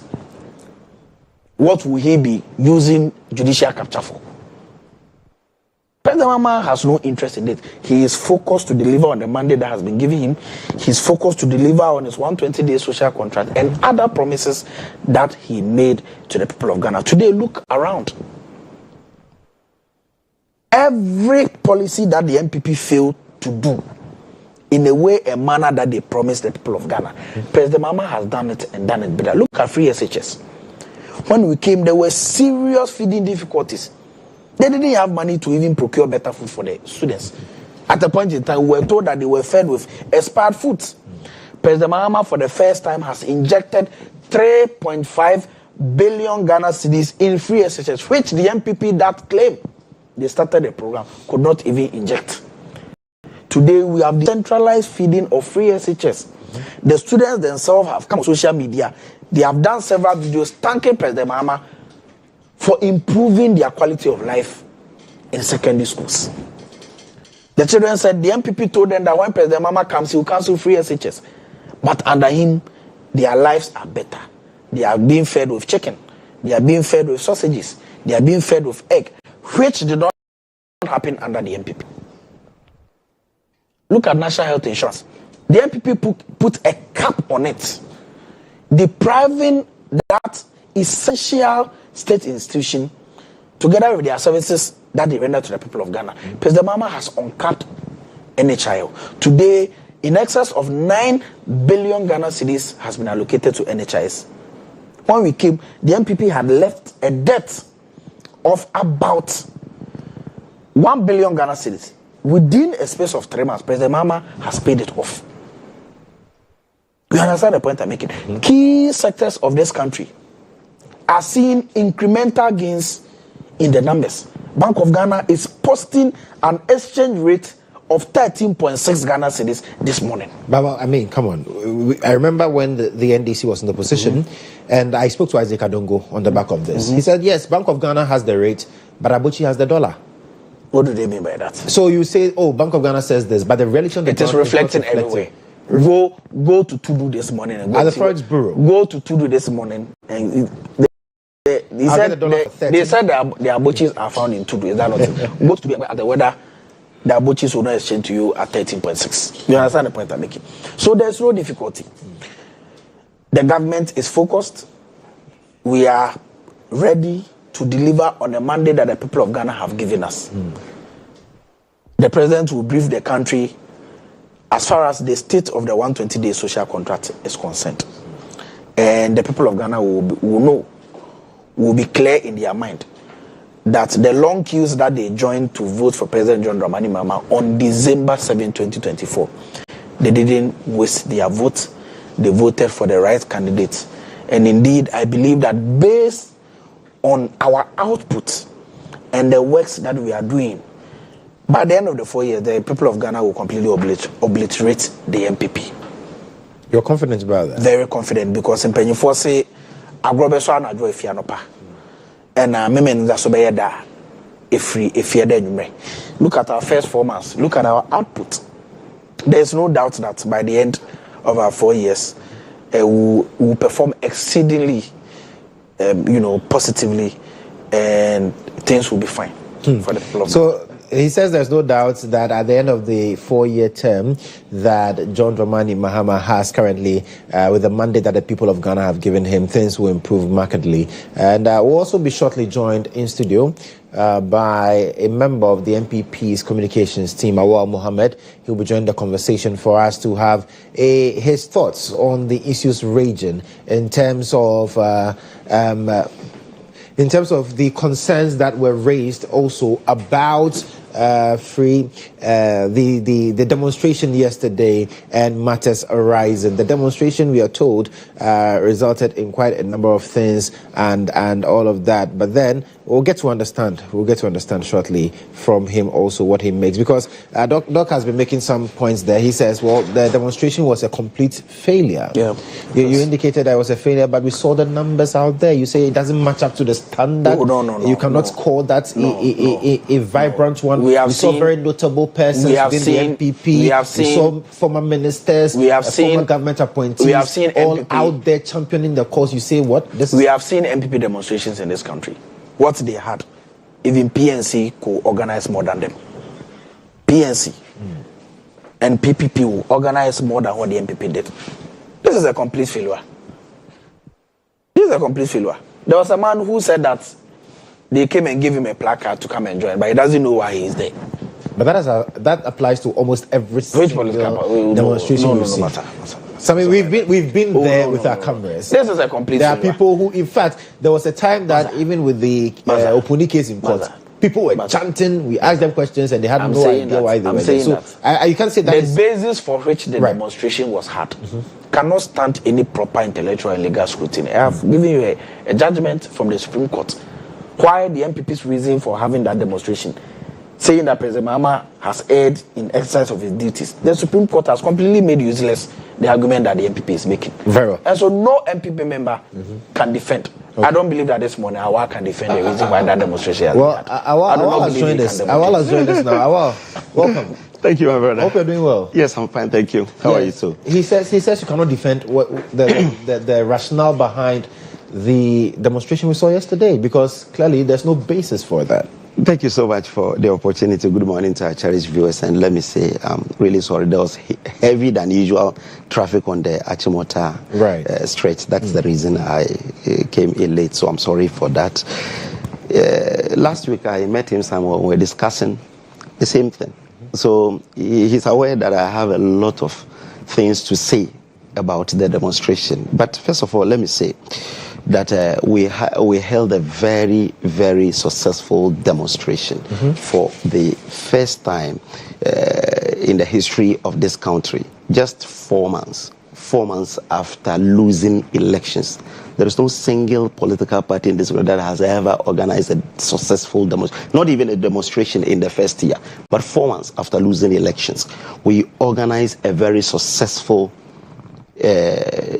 demonstration. That is a feather in our cap. That tells you the kind of exasperation that is in the hearts of governments. Doesn't that show desperation, rather? It doesn't. Because if a government is in power for 4 months, why would you have the quest to want to demonstrate against that administration when it's barely 4 months in office? So the issues are the reasons you saw a lot of Ghanaians coming out. Because a party that is deemed to be a disjointed party, you've gone through elections, you've lost with a wider margin that has never happened, and you're able to organize and get a lot of people on the streets. It tells you that Ghanaians are becoming discerning by the day. Ghanaians are looking at what the president is doing. He's only trying to take control of the judiciary, and that is dangerous for our democracy. And that is the reason you saw a lot of people coming out. Again, when you check the demonstrators, they are not only MPP people. A lot of the political parties also joined. You had PMP, you had NDP, and LPG, and others also joining. It tells you that indeed Ghanaians are really calling on President Mahama to this. He is asking whether we're saying that the president erred in doing that. According to the Ghana Bar Association, with a statement they released, they said the president erred, and the president must reverse the suspension by the CJ. Because you see, if you suspend the CJ, when today is right? Yes. We're expecting an interpretation of what the president did. And you go ahead to suspend the CJ. It means it is almost becoming, it's almost becoming as prejudicial, because you served as a conveyor belt. It's true, you sent it, but you see, there is even discretion in becoming a conveyor belt. You look through, check and see whether indeed these are, because you have age, you have lawyers who will advise you, and so before you even send it to Council of State. Now, we don't even trust what the Council of State had done. The GBA don't even trust it. Even the GBA don't trust it, because the GBA is saying that publish how you're able to find prima facie case. But there's been contention over that as to what constituted that GBA decision in the first place. I've spoken to even former Ghana School of Law directors who say, well, that cannot be reflective of the general position of the bar. How is that not possible? The thing is that they invited over 5,000 lawyers and about 200 turn up. And the decision of the 200, or even if it is 5 people, is binding on them. But they say, yes, it can be binding, but it's not reflective of their views. So the polls that happens in this country, where you have 2,400 people being interviewed, after that they will come and tell you, generally Ghanaians are saying this. Just recently, you had Musa Dankwa. Even before the suspension of the CJ, he came out to say that Ghanaians, 67% of Ghanaians are saying that they don't like the CJ. And you discussed it here. So if you tell me that just a small proportion will not be able to represent the whole, it means all the things that Musa Dankwa is doing is bogus, because he only interviewed like few people. Out of 30 million Ghanaians, he will interview 2,400. Out of 18 million voters, he will interview only 2,400. And come up to tell you that generally this is what Ghanaians are saying. I listened to my brother when he said that President Akufo-Addo appointed judges who are affiliated to the NPP and so on, and he appointed 18 Supreme Court judges. That is a palpable lie. Today, the judges in the Supreme Court are 13. Yes. We have never been to 18 before in the history of this country. Never been to 18 judges at the Supreme Court at a time. No. Even when it was to be pushed to 16, that was when you were interviewing all the lawyers and judges, and they are saying that, well, 16 will even pack the judiciary. It has also never happened in the history of this country where you have one president appointing at a go 7, even 5 at a go, just one day with a stroke of pen, say, I'm appointing 7. President Akufo-Addo appointed a lot of the judges, but he replaced them. You cannot tell me a single judge that was appointed and it's not a replacement. Or at a point in time, someone even died and was replaced. We are told one of the justices is actually retiring. Just one. One. Yes. So 6 in addition to the one that is retiring. So 7 at a go. So it gives us the impression that what you've been doing with the judiciary, the NDC has a murkier relationship with the judiciary from their PNDC days. Mm-hmm. So what they are doing is only deepening their crisis with the judiciary. Because you see, when you meet NDC lawyers and tell NDC lawyers that there must be some reset of the judiciary, and some of them must take advantage and be appointed to the bench. Meanwhile, I know 3 former NDC MPs who are now judges. Justice Mwedi, he was MP for Amenfi East for 3 consecutive terms. Today he is a judge at the appeals court. He was appointed. Again, you have a former MP for Adan. He's also an MP. He is also a judge today. So when you tell me that a former parliamentary, Atuguba, was he not also a parliamentary candidate in Winneba? Justice Atuguba. He didn't even become a judge. He was appointed straight as a Supreme Court judge from a lawyer. That was the first time a lawyer was appointed like that, even though there was no wrongdoing, because at least he served the number of years and so on. The control that the NDC will want to take control of the judiciary is what majority of Ghanaians are against. And that is the reason a lot of them came out yesterday to demonstrate, to tell the executive that the only one left is the judiciary that is not partisan. Right. We have the executive, which is partisan. You have legislature, which is partisan. But the judiciary is not partisan. You remember when there was pressure on Mills to remove Georgina Wood? He replied and even had a rebuttal. You remember when this man, Dr. Kwabneje, said they will purge the judiciary themselves when Mills refused to do that. When Kwabneje Shagbe asked him that, will you remove her? He said, I'm not a cat hunter. You remember when he said he had a lot of ways to kill a cat, when that was what Kwabneje said, they will use the killing cat scenario to purge the judiciary. He said he's not a cat hunter. He will not do that because as a law professor, he feels that the head of the judiciary may not be able to change any ruling. She will not be able to, because if you are changing her today and you're saying that she is political, if I'm using your own words, she's a political. Now, are you bringing an NDC person as the Supreme Court judge? Or the CJ? The Chief Justice. That is one. Are you also going to change all the judges now so that you get the rulings in your favor? So it means you're gradually sending us to a situation where we know that if I am going to the court and my name is Awal, a politician, I am not safe, because what Justice Bafubone has started even after his appointment is even telling us something. That whoever is going to court send the thing to us for advice so that I will assign judges for the person. But there have been explanations to that particular release we saw from the Judicial Service. Which explanation?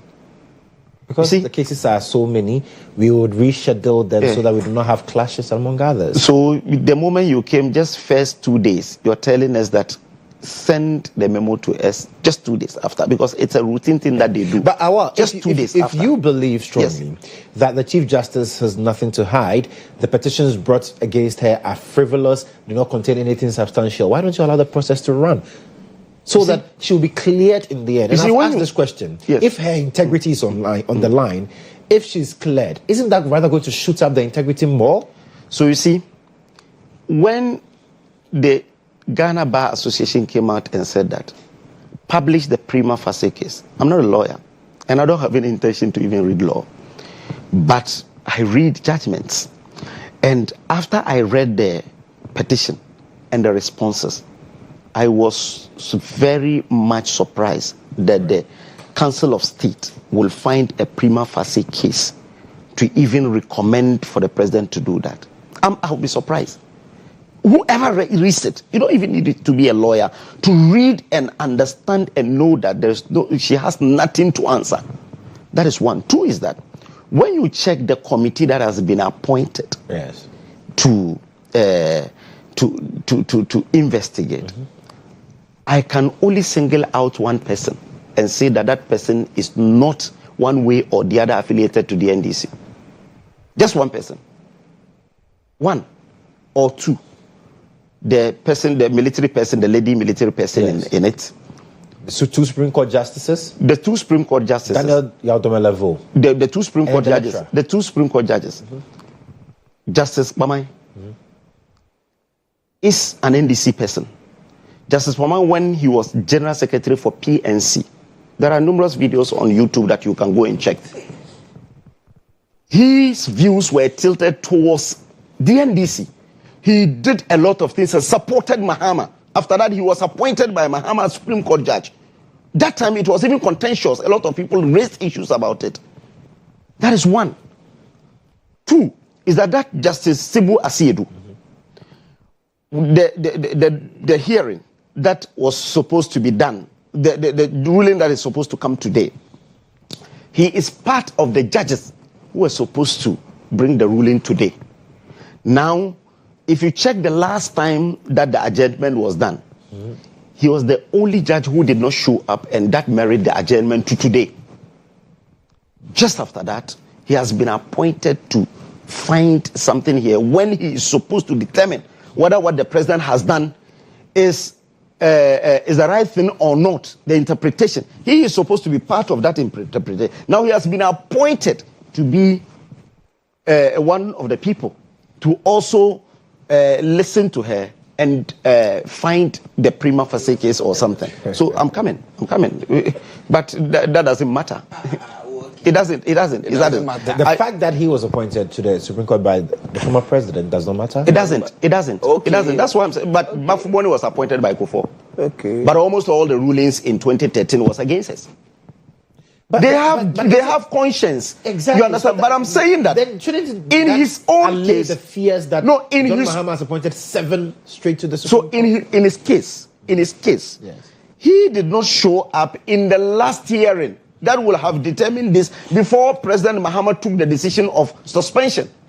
That day, if he had showed up and there was a ruling, there was the interpretation had come, I don't think the president would have even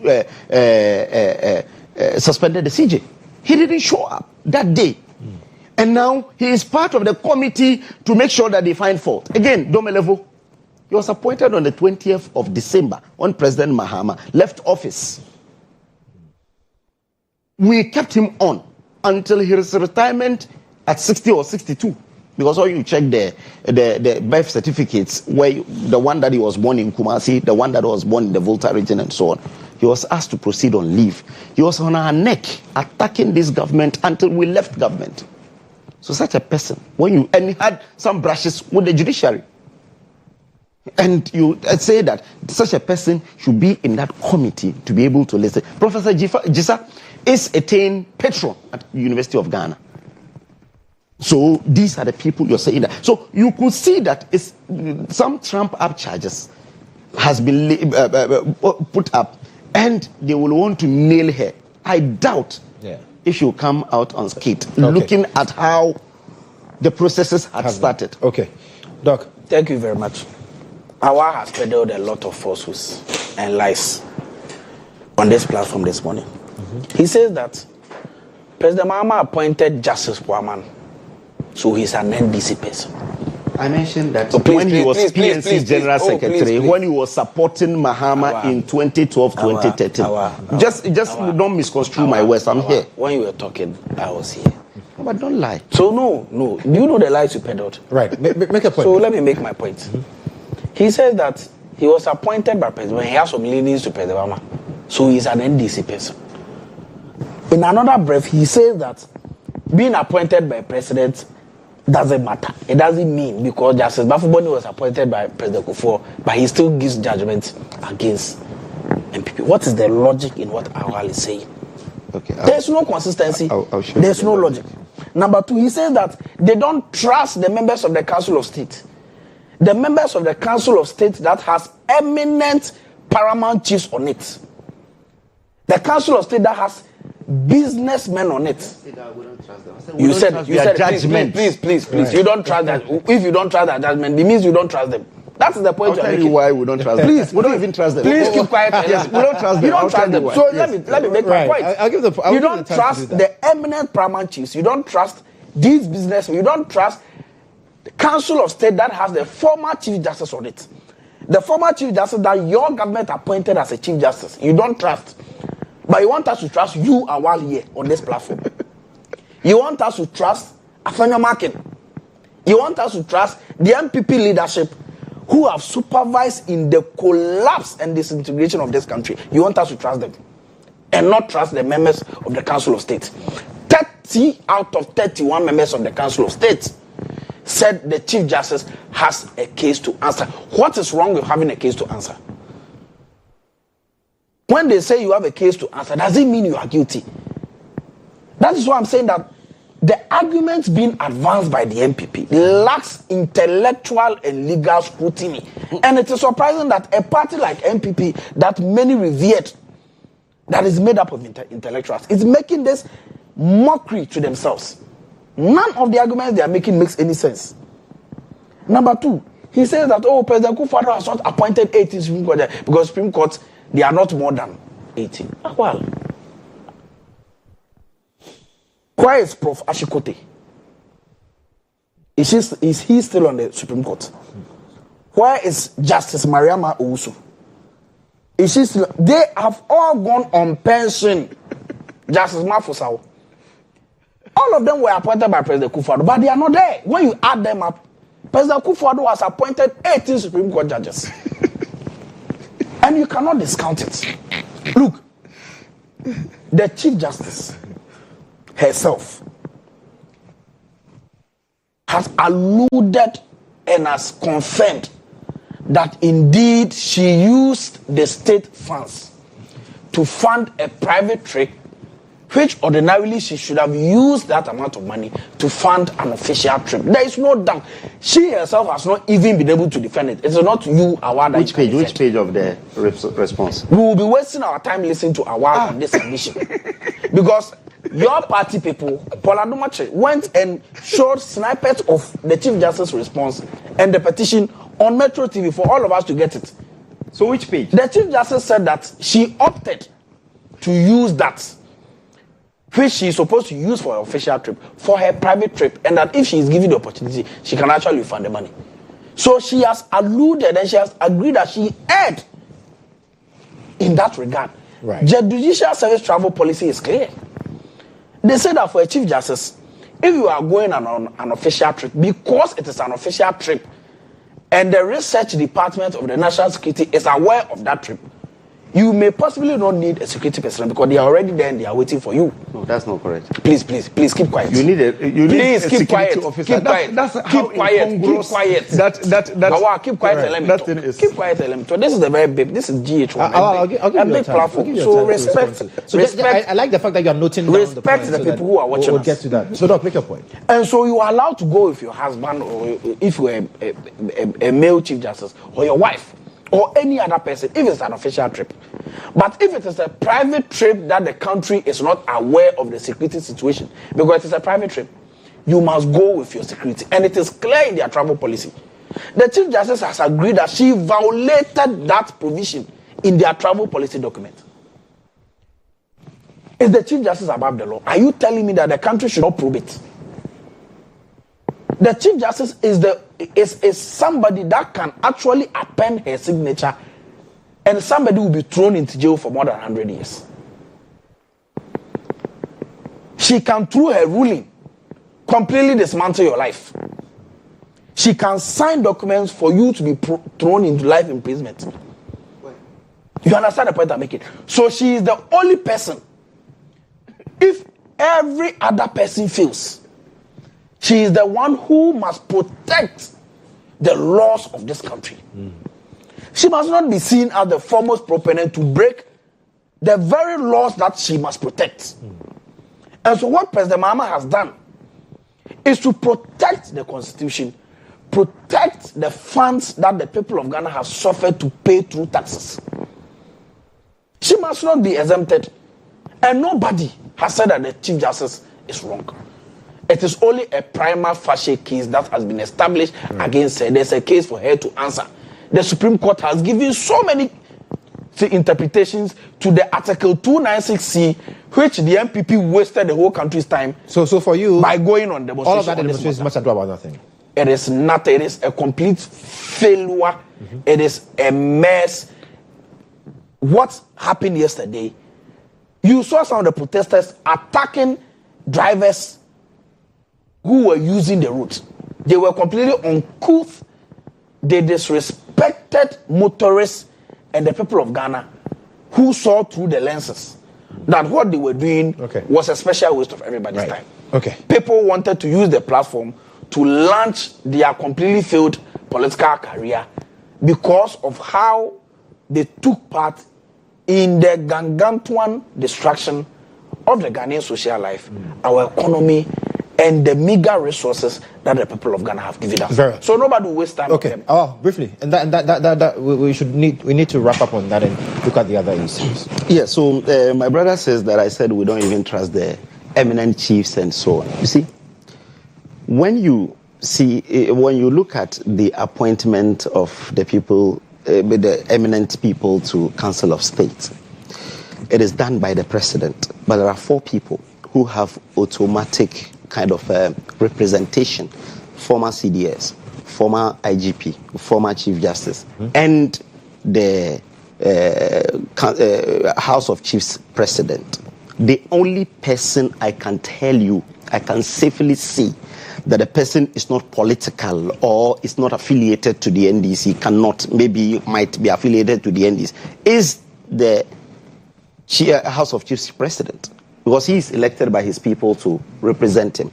So definitely, whoever becomes president, he has automatic. But in the selection of the former IGP, former CDS, former Chief Justice, the president's discretion and who he feels that will serve his interest, that's the person he appoints. Because even the CJ, you had Eni Yeboah who had served before Sophia Kufu. But Sophia Kufu did a lot of campaign for you. She went to the Ministry of Finance with her chair, did a lot of campaign, attacked the government and so on. Campaigning for so you felt that, yes, that her colleagues were unfairly treated with the haircuts, the DDE. So that's what I'm saying. She was joining them to demonstrate and not necessarily demonstrating for the NPP. So that is one of the reasons President Mahama will appoint her ahead of Eni Yeboah, who served before her. If the seniority he's supposed to serve. So in the discretion, Yaobimpe. So I'm telling you that if we are to pick them one after the other, we will unmask all of them. So if I say we don't trust them, I'm right. During the Akufo-Addo time, we had a foundation member of the NDC elected for Greater Accra who didn't object it. He went through elections and won. E.T. Mensah. He was the rep for Greater Accra. But under the NDC, you had elected officials of the NDC being appointed to Council of State. So I'm not surprised that after reading all this and the responses, they saw prima facie. You see the reason why there was abstention. And I'm told Sophia Kufu abstained.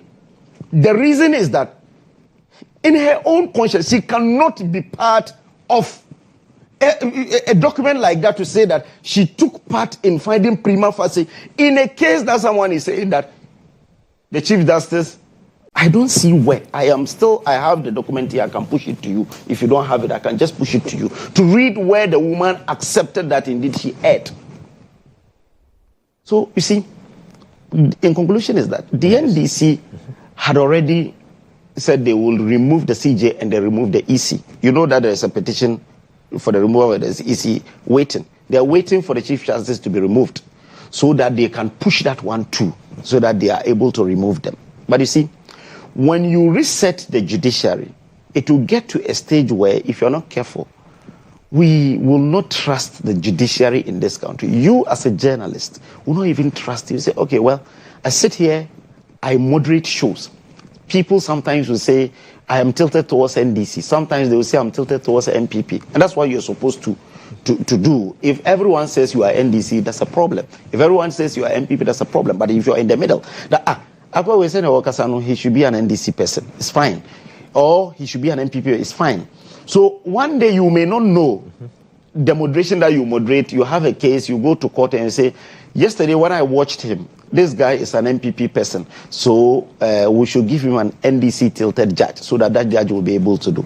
On whether I contradicted myself on saying this man, I am saying that Justice Pamai, his appointment came with issues.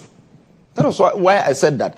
Initially, I said that it's true that the appointment of the judge does not necessarily mean that he will do the work of the political party that. But I'm saying that the appointment of Justice Pamai became an issue. How will you feel that Akufo-Addo is still president of Ghana and there is a case for an investigation to be done? Then he goes for that, our former parliamentary candidate for who, as the chairman of that committee, when the issue is a contentious issue. That's problematic. Okay. So I have not contradicted myself. I'm saying that Justice Kwamai, after campaigning and did a lot for the NDC to the extent that he didn't even resign. It was after his appointment as Supreme Court judge that he resigned as PNC General Secretary. So there was even contention within that time. So that's the reason I'm saying that. He's not even fit to lead such a committee. Again, the other person who is the judge, who is supposed to also sit in a judgment today concerning the same issue, is also on the panel. He's also supposed to be on that panel. Because it will make people think that, so he deliberately did not come the last agenda date. So because he's aware that so it's how it seems. Exactly. That's what I mean. Not the competencies of the people. Exactly, not the competencies. I don't doubt their competencies. There is no honesty whatever. Are we going back because justice? Because he comes, I come again. The supposed judge he makes mention of, Justice Samuel Esidu, was appointed by President Akufo-Addo to the Supreme Court in 2022. Yes, I mentioned it. There is no difficulty. There is no doubt about it. Okay. You cannot expect a judge who is not well at the time to come to court. What if he comes to court and comes to collapse? Okay, so let's number two, he says that he said that under Akufo-Addo, there was E.T. Mensah who was part of their Council of State. They didn't reject it. Meanwhile, under President Mahama, under promise in the 120-day social contract, item number 3, that he will put in place a robust code of conduct to guide the, to guide how his appointees will behave and conduct themselves in public. So he's saying that if you are an appointee, you cannot accept a gift that is more than 20,000 cedis. When you accept it, you must declare for all of us to know that indeed this and this is the reason why you were given this gift. And that you have nothing to hide. You want the people of Ghana to know that there is nothing in it. That gift will not constitute to any form of influence in the discharge of your duties.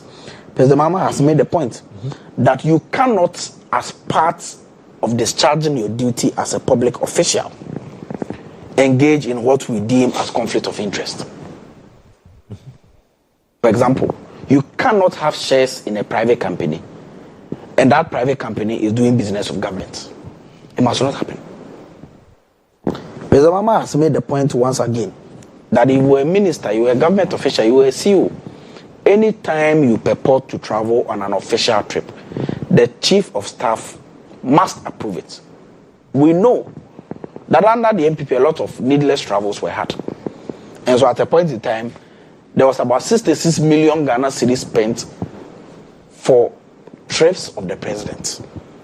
All of us know that not all of them were needed. You understand the point? The president was flying in top of the range presidential, luxurious jets that were a cost to the meager resources that the country has.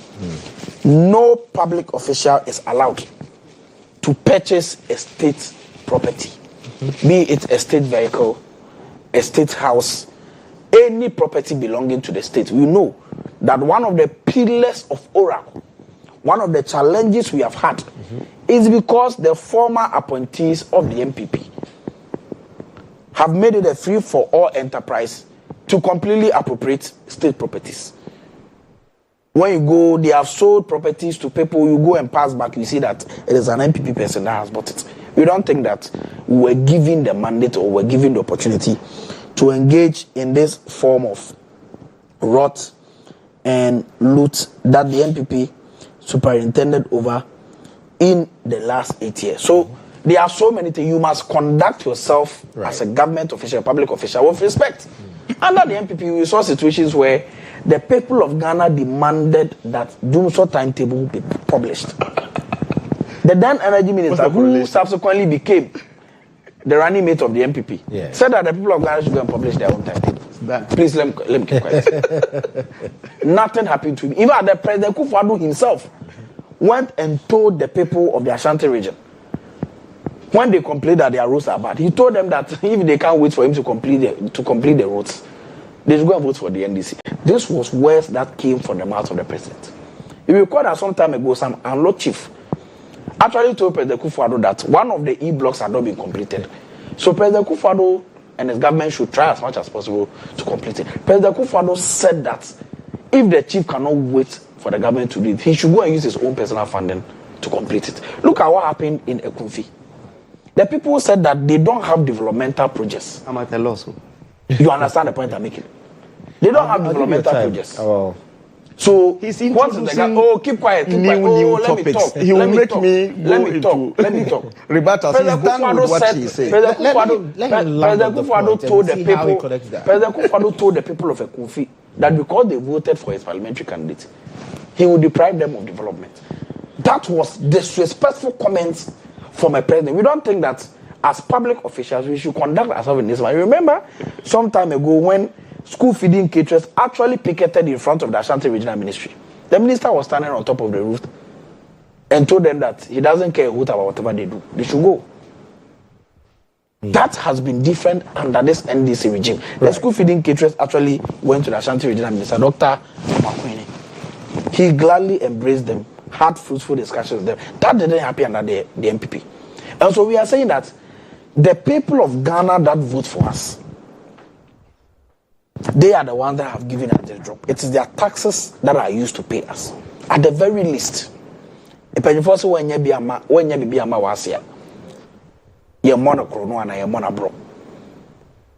very least, we must demonstrate respect and dignity towards the people of Ghana. And that's what the document is seeking to just achieve. Like that. Okay. You understand the point? Right. And so all these have been captured in order to improve the confidence and the trust and the respect that the people of Ghana should have. And also all of us as appointees and government officials should have towards the people of Ghana. Okay. That is what has inspired President Mahama to read out this code of conduct that will guide the conduct of my brother appointees. The caterers went to the TikTok minister He received them well. The Ashanti regional minister. Right, you don't call that's my regional minister, so I know he's always on TikTok. So definitely, he even mentioned at he says like that he connects with the young people. He spoke with them. He received them well, and after that, they terminated their contracts, which is expiring in August.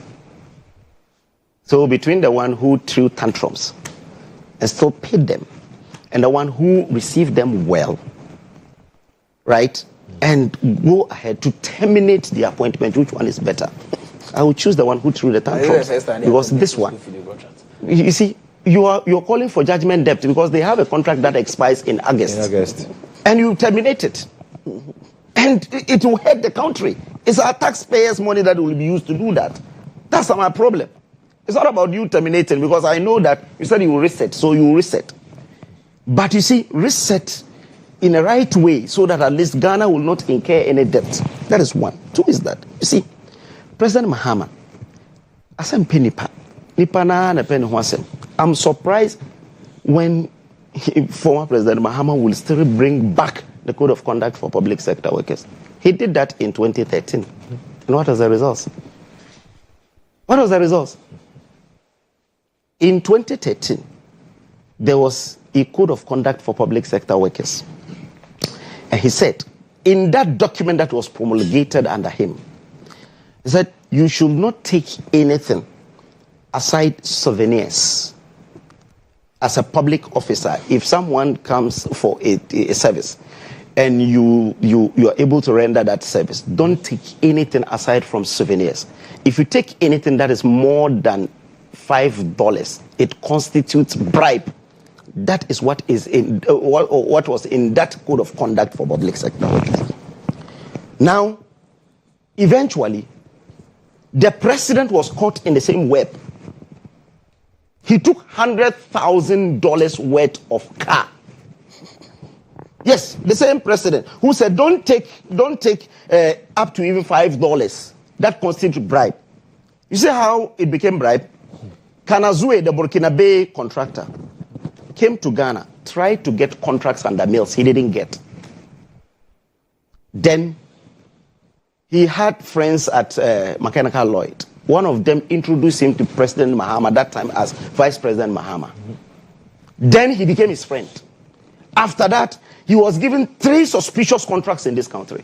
One is the Dodo Pepesun Kwanta Road, which after 1 month, the president went there and cut the sword and was calling on Ghanaian contractors to emulate Kanazue.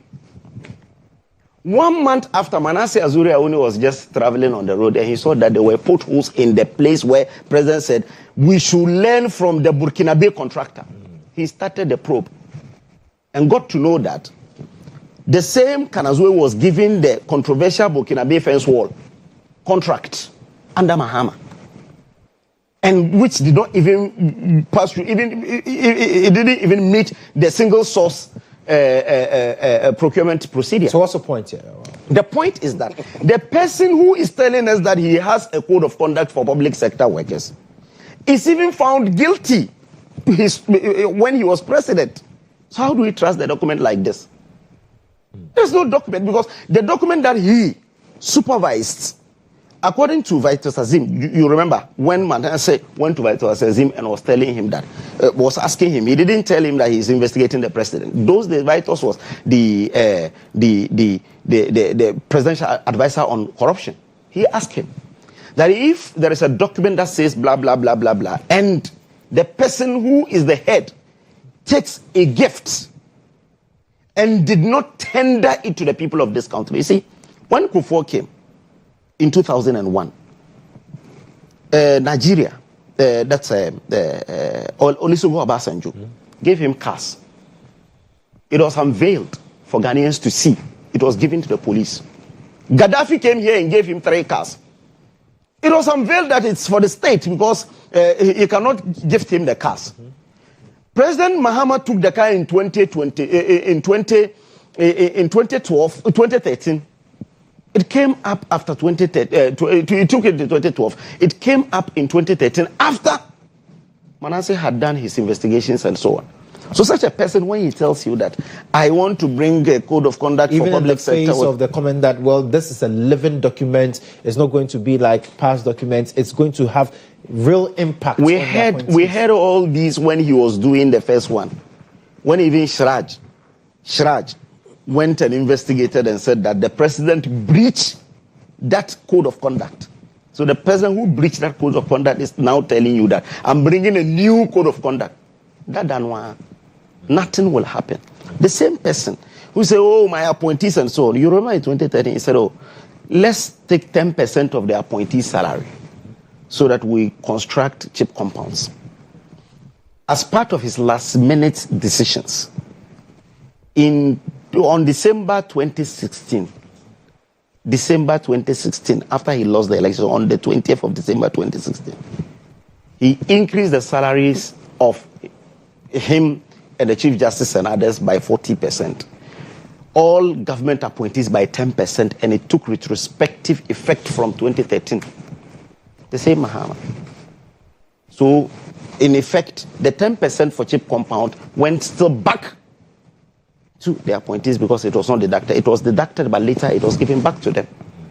So the same person, when you talk about corruption, and you talk about code of conduct for public sector workers, and you're talking about President Mahama, no Ghanaian will trust him. But he's cracked the whip on his appointees. Those who fail to declare their assets. He says, you know what, your 3-month salary will go to the... Until we take over. Fund. Yes, until we take over in 2029, January. We can't trust this because he took 10% from them for 4 years. After 4 years, when he was leaving, he gave it back to them with interest.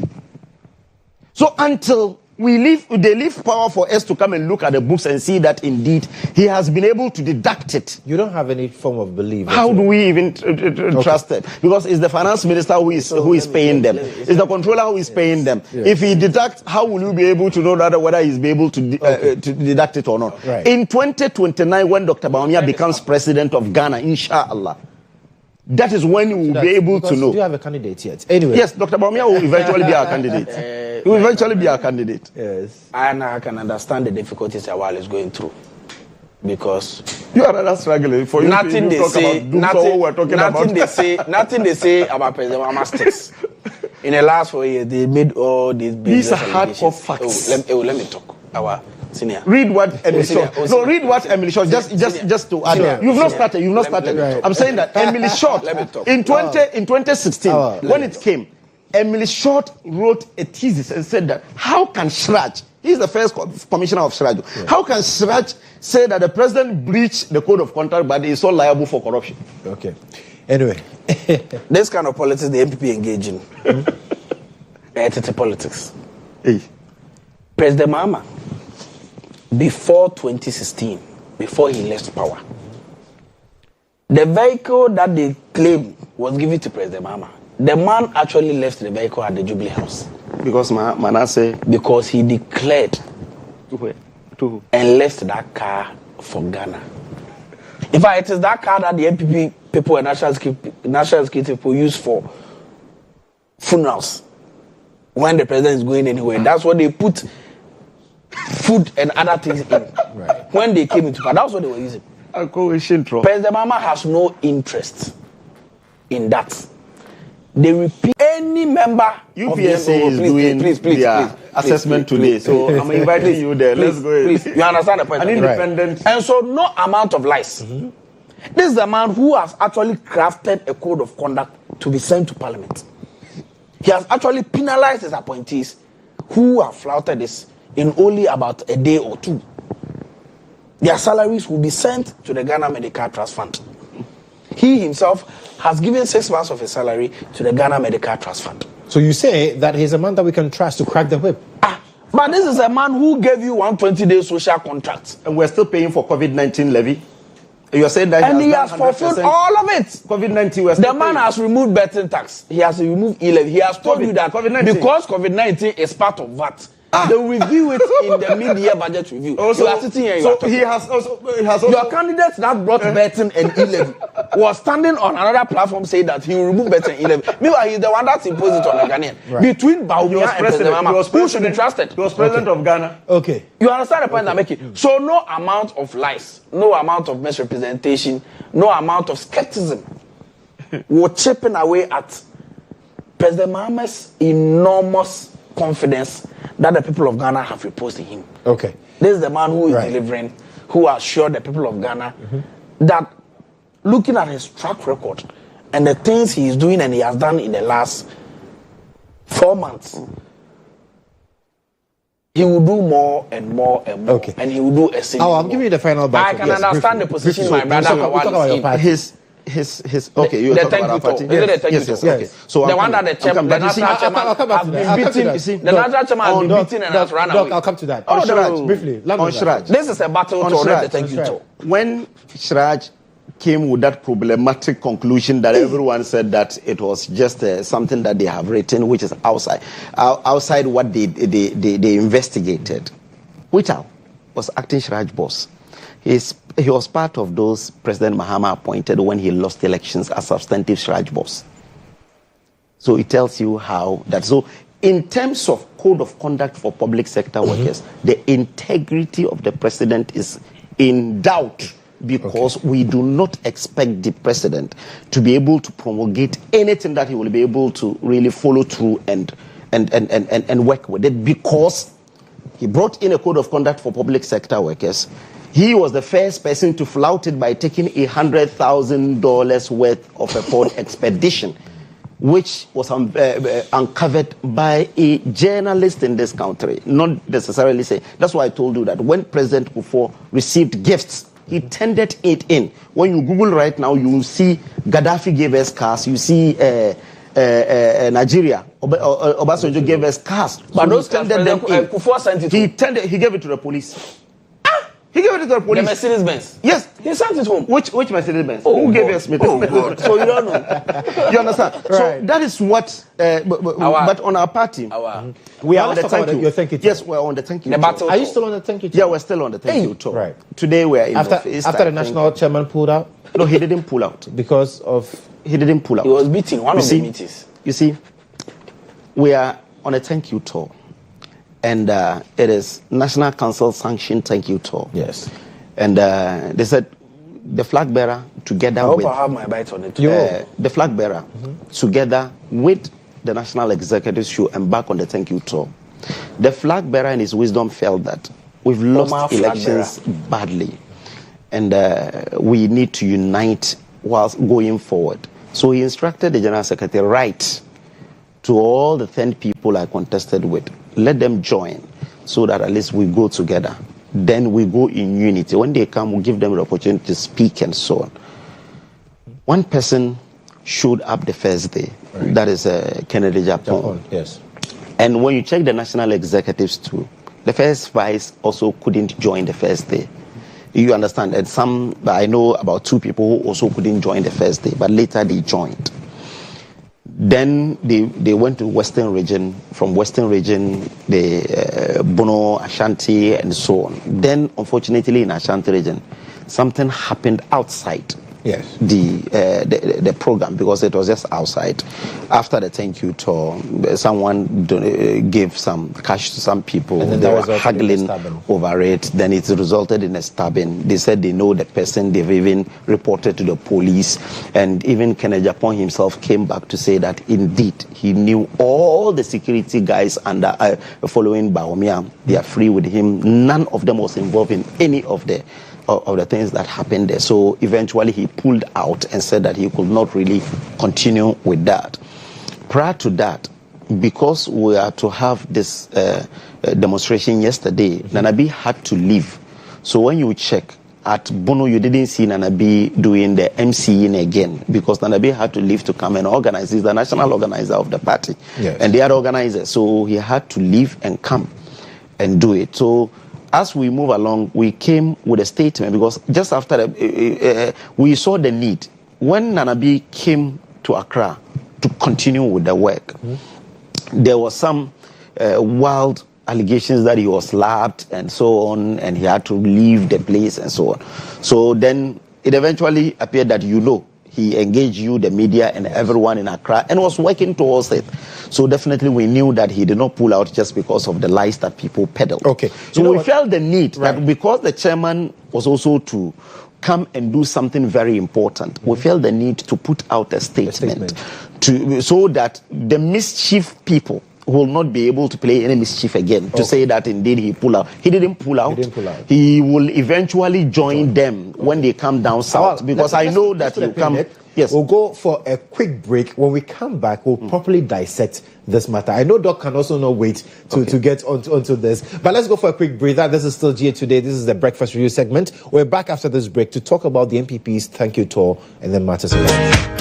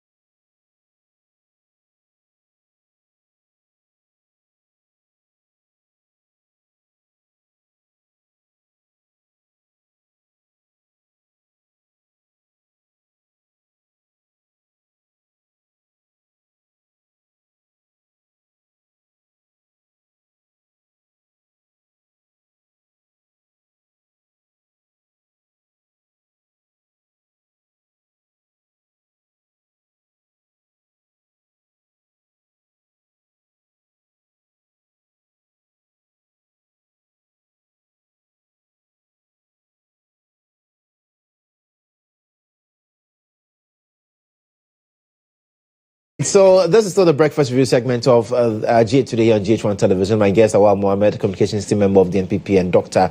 Samia. He's also from the Government Communications Office. And before we went on that break, Awal, you were breaking it down for us, the thank you tour, and how we are seeing people not on the tour. You say it's not because they're pulling out, it's because they had to come to attend to other matters. But then subsequently they would be joining the tour. Yes, because we're running a party. Right. And the party cannot move in entirety to be in the regions and be working. That's why I told you that when there was a work for Nanabi to do, he had to pull and come back to Accra, do everything. He will join them. I know Chairman will join when they come down south. We're left with Eastern, OT, Greater Accra, Central, and Volta region. These are the 5 regions that you can take this from me, that Chairman will join when they come down south. So for those who are saying that the thank you tour is rather becoming a divisive tour because you're seeing acrimony here and there, and Kennedy Japan actually told Ghanaians that, you know what, he's actually running again. And for someone to be on the thank you tour to pull out and then put out this statement, are you not rather dividing the party ahead of that crucial election in 2028? You see, I heard a lot of people run commentaries to say that even though Dr. Bawumia meant well, that he wanted everyone to join so that we go in unity, that was a mistake looking at what had happened. Because if you check what brought about the Kumasi tension, someone who wanted to tell everyone that he's popular. So he brought in the Kunti boys. This is a program that has been happening in all the regions without people coming to cheer people up. We made the delegates, we made all the party people and so on. But when we go, it is natural when you mention Dr. Bawumia, you have a lot of people hailing him because he worked with them. They are executives and so on. So, yes, it became kind of a popularity context in Kumasi. And that was how someone, Magzi, my own good friend from the Bekwai about the car dealer, went and brought the Kunti people to come and hail Kennedy Japan in the hall when he's mentioned and so on.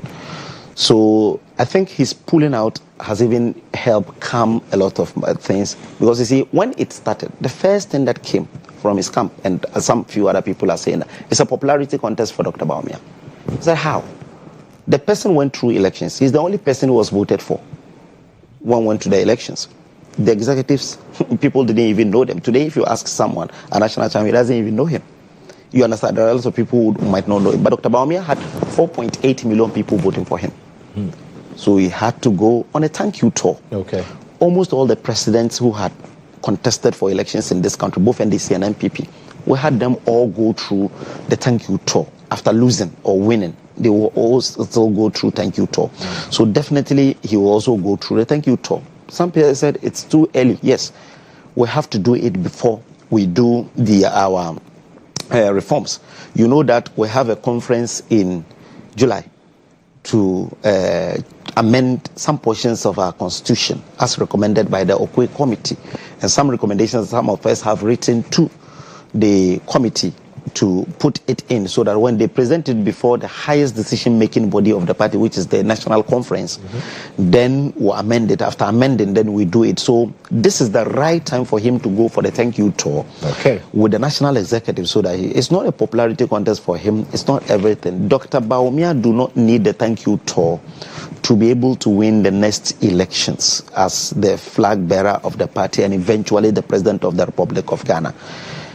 All Bawumia wanted to do was to put everything together. Let's go in unity and thank the people because we all campaigned. After the campaign, we all want to come together. We may need each other. We need each other after the contest. Even if you lose the primaries, we still need you to campaign. We still need you to bring your regions and so on. So that was what Dr. Bawumia meant. He meant well, and now the thing is moving on smoothly. And if it had started in Takrady with Dr. Bawumia and national executives going, I'm sure it will be as smooth as this. But you see, that is when you have a lot of people coming to say, we're giving Dr. Bawumia an advantage over the others. You remember when he won, all we heard was that President Akufo-Addo had to... He was an establishment candidate. Yes, railroad everyone to just be on his side and so on. Now, President Akufo-Addo is no more the president of Ghana. He's a former president just like President Kufuor. Now it's only Dr. Bawumia. There are no appointees, there are no DCs, there are no ministers and so on. And you still hear people say, some people want to give Bawumia advantage. Who are those who will give Bawumia advantage? The national chair, the national executives. The national executives, because they themselves. The first vice chairman is the saying accusation is that they do not have that much grip on the party, and so aligning with Dr. Bawumia is what would rather also secure. So that should tell you that Dr. Bawumia don't need anyone to win the primaries, because if someone will align with him and even win, it means, that's why I always say it, Dr. Bawumia is a moving train in this party. Let me bring he will eventually win and become the next president of the Republic of Ghana, inshallah. Inshallah. Okay, Doc. Thank you, Ben. Now, so the conversation surrounding the Thank You has been the fact that, well, it's been used for accusations, counter-accusations, or query report here and there, and the party does not need that. But from you in the NDC, when you see what is happening with the Thank You tour, does it give you any indication of a formidable candidate in 2028? Oh, of course. I don't think that any member of the MPP can become a formidable candidate. Certainly not Bawumia, judging from his abysmal performance in the last election. 38.2% for a political party like MPP. Please. The EC had 38.2, 41. You are not even ashamed that MPP as a political party can go that low as 41%. Oh. That's not the point. So please. It's an election. So he's certainly, even if you get 49, Akufo-Addo got 49 in 2008 and still lost. Please. So when we were talking, I was quiet. No, let him be factual. You know the things you said lies. that are lies. You see, the problem with NDC is that they like lying. You see, EC Gazette, that's why, you see, when he was talking, I addressed you, I said, correct him because this is a national platform. It's not 38%. Okay. Yes. Now, Doc. How are you done? Stop the lies. Let him correct you. Look, the MPP Thank You tour, for me, was a battle-stabbing tour. It was a tour that had been designed for Bawumia to engage in excuse-making, to absolve himself of why and how he completely mismanaged the Ghanaian economy as the head of the economic management team. To completely engage in ridiculous blame game and exonerate himself from this mess. Meanwhile, you have been an integral part of everything that happened in this government. In one breath, you say that you are the only vice president that is the most active vice president. You are the only vice president that has championed 33 policies. In another breath, you say that you were a complete white elephant, lame duck, who have no idea about what happened. But if you stand in front of the people of Ghana and tell us that 3 days to election, the increase for you even heard it on social media. When you are the vice president of the country, what are you trying to communicate to the man who made you the vice president? Please. When you were talking, I was quiet. You are jittery. Why? Is it because I'm exposing your candidate? This is not the first time we are exposing you, so relax. Right. So he was basically engaged in excuse making. He says that, arrogance of power was the reason why we lost the election. Yes. Bawumia is talking about arrogance of power. But that was, according to him, when people were crying in this country, when people were inundated with intense economic hardship in this country, when their government imposed e-levy on the people of Ghana. You mentioned it as the reasons we lost. Didn't they go and cut e-levy cake? And insulted the sensibilities and intelligence of the people of Ghana. But you know his position. Was Bawumia not present at the e-levy cake cutting? He was not there. But I mean, to be fair, he was present at the cutting of the e-levy cake. Opinion. What opinion? E-levy cake. Something people have demonstrated over. Something that parliamentarians have sent to court. A policy that brought untold hardship onto the people of Ghana. You went and celebrated it by cutting an e-levy cake. What is more arrogance or power a posture than that? But he mentioned it, that's the reason we lost the elections. In this country, we are told from some sources, are you still campaigning? Very credible sources, that at a point in time there was a military man who had been injured. They needed a military helicopter to pick him to Accra to come to 37 military hospital for treatment. Where was that? Because before they realized, it should be a public document. They heard that Samira Bawumia was using the helicopter. To do what? To campaign. At the expense of the military. I was quiet. You see, he's peddling falsehood. No, Samira had never used any of the state. Are you telling me that Samira has not used the military helicopter before? She has never used it for campaign anywhere. Tell me where she went and did campaign with. Tell me. You see, this is a national platform. Stop peddling. You understand the point I'm making? So all these were part of the reasons why MPP lost the election. Arrogance of power. He's here telling me that Samira didn't use military helicopter for campaign. Where did she go with it? Very soon I'll produce it to you before the show ends. You understand the point I'm making? So all these things were sent someone a message so that political appointees were disrespecting the people of Ghana. I mentioned Napo to you. He told the people of Ghana should go to hell. They should go and publish their own doomsday. So that is it is an arrogance posture. It is an arrogant posture. You understand the point? But if you say, oh, we have one side, no show there. He who comes with equity must come with clean hands. Yes. There was arrogance of power under Bawumia. He mentioned it. Under him, he was part of the people that he said it. So he was arrogant. Yeah, he said as a vice president. Yeah, he said it. He said, when we come, you we agree change that it. Bawumia was arrogant. You agree that Bawumia was arrogant. Responsibility, definitely. Are you agreeing to it? I'm agreeing that I'm also arrogant. I was arrogant at that time. You understand? Because you see, the party people are telling us that we were arrogant in power. And we admitted because it's the reason we lost the election. So there was nothing like a thank you talk. What does a thank you talk mean? It means that you are coming to the people to thank them and tell them that even though you lost the election, you appreciate the few people that voted for you. But that's what we're doing. The handful of people that voted for you. You appreciate over 4 million. 4.8 million and a handful. Master, 41%.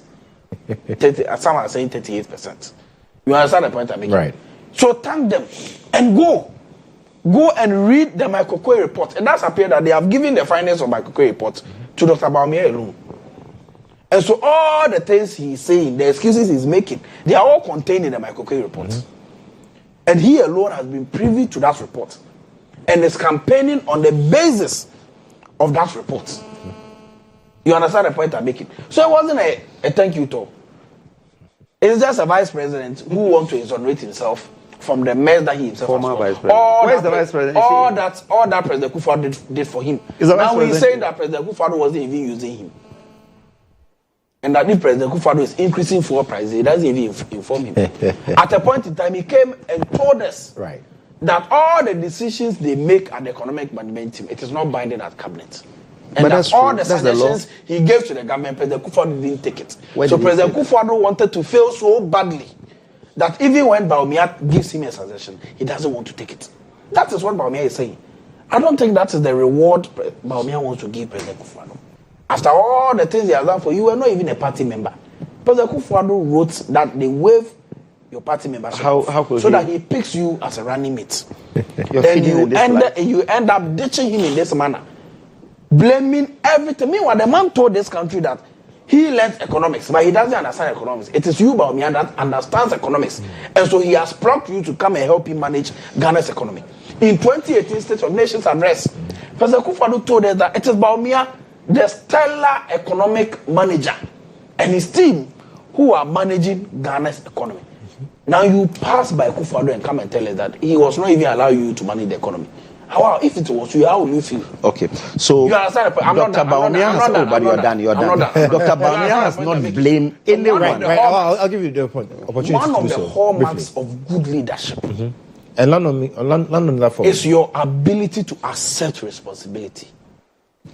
It is your ability to show that at the end of everything, you will take responsibility. But it does appear that Bawumia If it's not Russia-Ukrainian war, it is cabinet not taking his suggestions. He's always finding excuses. I don't think that we need somebody like that. In 2015, when President Mahama was reading State of Nations address, he said that the country has been inundated with doomsday. That he has taken the responsibility. He will fix doomsday. He fixed doomsday for Bawumia to go and sit in the studio in Joy FM in 2016, in March, 16th March. That even though President Mahama has solved doomsday, we will not applaud him because he kept long. President Mahama took the bull by its horn. I don't see that leadership trait in Dr. Bawumia. Okay. I don't think that we need leaders like that. And today, after all he has done, he is going back to go and campaign so that we can vote for him again and come and change the dollar from 13 cedis now again to 32 cedis. When he took it from 4 cedis to 17 cedis, we have now reduced it from 17 cedis to 13 cedis, 60 pesos in only 4 months. So when we give the mantle to Bawumia again, what will he do to the dollar? Do Ghanaians want Dr. Bawumia to come and increase the dollar from 13 cedis, 60 pesos to 36 cedis or 32 cedis? Where will we be as a country? Okay. How would the business community feel if dollar increases from 13 cedis to 32 cedis under Dr. Bawumia? I don't think as you are here, you are happy. You want Dr. Bawumia to be vice president. If not because you are an independent arbiter, you know that Ghana will be scary if Dr. Bawumia becomes president. Let me give the right. Has the dollar ever got to 17 before? No. But you see, sometimes that's the reason people don't trust us as politicians. You can still spin, but be factual. That's very important. Okay. The dollar has never been to 16.5. When we were living, it was 14.5. Today it's 13.8. That's remarkable. But you see, it is anchored on gold, which Sami Jamfi had alluded to it. The gold for reserve that we started, when we started from Kwame Nkrumah up to 2023, the gold we have in this country, the second largest producer of gold, we had only 8 tons. We bought 30 tons when we were living in government. For 4 months, they've bought less than one ton. It's around 30.8% of something. So the most important thing is that we know that this is what they have done, this is what they are doing, no problem. Let's see how it goes. 4 months is early for you to be able to do it. Again, Dr. Bawumia has never, Dr. Bawumia has never said anywhere that he is not to be blamed for all that had happened. Dr. Bawumia was speaking to facts. Dr. Bawumia was speaking to the findings by the Okwe report, and said that we were asked to do 1, 2, 3, 4. We didn't do it. We refused to do it, and that's the reason we lost. And going forward, if we win the elections, we will change it. How is that supposed to be? Blame game. He said, arrogance of power killed us. We were asked to do this, we didn't do. We were asked to do this, we didn't do. We were asked to do this, we didn't do. How is this a blame game? He's owning up. You said the good trait of a leader is for him to own up the response. He's owning up and say that these are the things that made us lose the elections. And when we come, we'll correct them. He will thank them. You see, because you don't follow, you only want to follow the negative aspect of what you want to hear. When he goes, the first thing he does is that he will thank them for helping him. He will do all the thank you. Then he will tell them the reasons we lost. The General Secretary will even come and do that. Then Dr. Bawumia will add up. After adding up, then he will tell them that going forward, we will change all these things so that at least we'll be able to make the country better. Someone who was an appointee between 2001 and 2008 is not a party member. Someone who was appointed as deputy governor, Bank of Ghana, is not a party member. He was waived in 2008 to contest. This is an GHOne Assembly that you're talking about. You don't even talk about these things because Dr. Bawumia was the head of the technical team that led for the negotiation for the HIPIC as far back as 2001, 2002. He eventually rose through the ranks and I was appointed deputy governor, Bank of Ghana. And you still claim because people are telling you that Nana Ohininto, who has left the party because he's bitter, is telling you that, oh, I waived his membership and so on and became. You don't even need anyone to waive and give you membership. I joined MPP from NDC. I was not given any waiver anywhere to be contest for anything. I went through the process. I contested the national executive position. I lost. But nobody, they know what I have done over time. They didn't even ask me my party card again because they know that I have done things over time. You don't need anyone to tell you that Dr. Bawumia was a deep-necked member of the party before he was appointed as, because Johnson Asiamwa, that today you made him Governor Bank of Ghana. He was a deputy governor. If he was not an NDC person, will you appoint him as a deputy governor for him to even rise to become governor today? Right. So just stop that. Okay. We are focused. We have lost the elections. We're moving around thanking the people. We're telling them that we'll do things differently. The way you want to knock our heads together, it will not happen. Dr. Bawumia is fully on course. Okay. He will contest the primaries and eventually win. Okay. And after winning, he'll be the next president of the Republic of Ghana. But I'm asking him, he said, oh, he was a lame duck vice president and so on. Where is Grandma?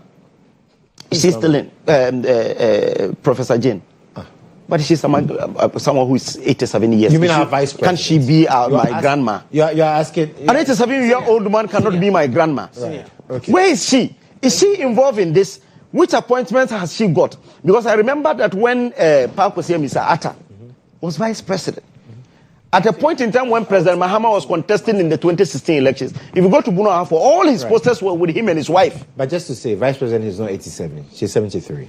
70 what? 3. 77. Bareface line. 77. GHOne. 77. But you see, 77. Where is she? Where is she? What is she doing? Which role is she playing in this government? I sent a picture. What is he doing? You are I can't keep quiet. I sent a picture. You will have to tell us where you are from the presidency. Tell us. I'm saying you are from the presidency. Let me talk. Tell us the vice president. I sent a picture. Right. So you ask where she is. What she's doing. We are told that she's on medical. The vice president. Our viewers should watch. Awal is telling us that Samira Bawumia, former never used it for campaign. Or second lady, I mentioned former second lady, has never used any of the military for campaign. No. You said I mentioned she has never. You understand? No, you can play back. You are here. We are three here. Make a point. Did I say that? Keep quiet. Let he said Samira has never used it for campaign. Meanwhile, the picture above. She has been using the military aircraft. Who is wearing Show me the next picture. I sent 2 pictures. Who's wearing MPP here? I sent 2 pictures. Let them show the next picture. Who is she was MPP? Using the military for aircraft. Official duties. For unofficial duties. For official MPP campaign purposes. Which one? This one. And where when is they the campaign needed, here? when they needed, which campaign is she doing here? Who is wearing MPP t-shirt here? Senior moderate. She will always wear or have MPP scarf. In campaign, she has MPP scarf. Well, let him have his time, and then I'll come briefly to you, so you also too. So it is one of their strategies. So the point you're making is... And so the arrogance of power did not only involve official government appointees. The second lady, Samira Bawumia, was involved in arrogance of power. She was using military helicopter and military aircraft for campaign purposes at the expense of the military. Stop the lies, because you couldn't even prove You understand the point I make? You said that Stop Samira the lies, you couldn't prove never it. used a military aircraft. I said she has never used it for campaign. That's it. Go to the social media. So as wife of the vice president, she had access. The point I'm making, but not for campaign. But not for campaign purposes. You insist for campaign purposes. But you see, there is no, in the picture you brought. The picture you brought. Understand the point I'm making? She did not go there to campaign. So in summary, the MPP campaign thank you tour definitely must be hot. Okay, so that's the second picture. Yes, it is a complete disaster. Right. There was no campaign here. Where is campaign? There was no campaign. Where is campaign? She was actually doing campaign. This was not an official. Where? On the tarmac. This was not when she landed. This was not an official. These NDC people can lie through their teeth on the live TV. What makes Awal a liar is that he initially said she has never used the military aircraft. You were here. Did I say that? Senior, tell us what I said that. Well, what I heard Awal say is that the vice president's wife, the former vice president's wife, has never used the official aircraft for campaign. No, he did not say campaign. Well, we can easily go back and play back. Your people can play it so that we look at it. So the point this you're was making an is example of arrogance of power. This one, you understand? And Baumia should not be the one saying it because he was not deep in the whole thing. He said I'm part of it. He was part and parcel of it. But he says they've all admitted Own up. that per the report, all of them failed the party. Exonerating himself. No, we all failed himself. And telling the whole country that he was at the point he exhibited arrogance of power. So because sometimes you call it the answer. All in all. Just like now you tell us go to court, do this. It's part of the arrogance of power. I've never mentioned that go to court. Right. I've never mentioned. And indeed, you have to go to court. You must go to court. Okay. So let's wrap up the conversation. Yeah. So fundamentally, I think that President Mahama is doing well. The government is on course. We will not be dismayed and be distracted by completely baseless accusations and distractions from the MPP. If they had anything better for Ghanaians, they would have done it. They took dollar from 4 cedis to 17 cedis. Fuel 1 gallon from 13 cedis to 72 cedis. I'm telling you. They completely destroyed almost everything. Right. But now, Papa. You understand? The dollar is coming to 10. Gold Board has kick-started their operations. You can see that our internal gold reserve will be hovering around 9-8 cedis. And that's a promise you have. And when it happens, right, the people of Ghana will completely obliterate and erase MPP from the political party. All right, you have the final balance. I am exceedingly happy now that he is now admitting that what Dr. Baumia had done, the gold for reserve, is the reason we're seeing stability today. As I speak right now, we have only 30.01 tons. So NDC has been able to add only 0.1 ton to that gold, that 0.1 ton to that reserves that we had done. And that is what is driving the stability of the city. So it should tell you that Dr. Baumia is brainy, is out of his ingenuity. It started in 2023. And now you are benefiting from what Dr. Baumia has been able Thank you to so get. much. So, that'll be it for the breakfast review segment. Awal Mohammed, a member of the NPP's, your microphone is off, a member of the NPP's communications team, and Dr. Sami Ayer, also a government. He says there are only 7. The government communication office, there are 7. They are doing their job. And he's a member of that particular office. And that's how we end the breakfast review segment. We have another interview right for you after this verse.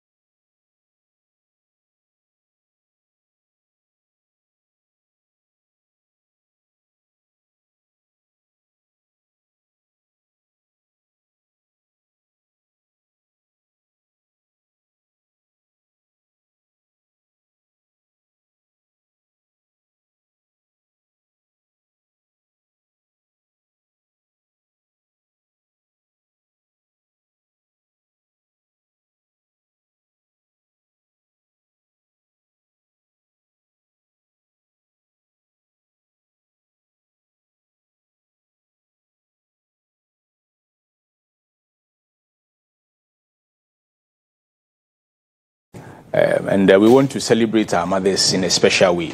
Every now and then we take them out for lunch, dinner, we buy them gifts and all that. But there are some mothers who we say are the heroines of our time. And we sought out to get some mothers who are running their small businesses and also have children with special needs. Right. And the story has been phenomenal so far. Like I was telling you before we came on set, our crew went in there and they've been crying throughout the time, you know. And it tells you that the things that we take for granted are the things that people are looking out for.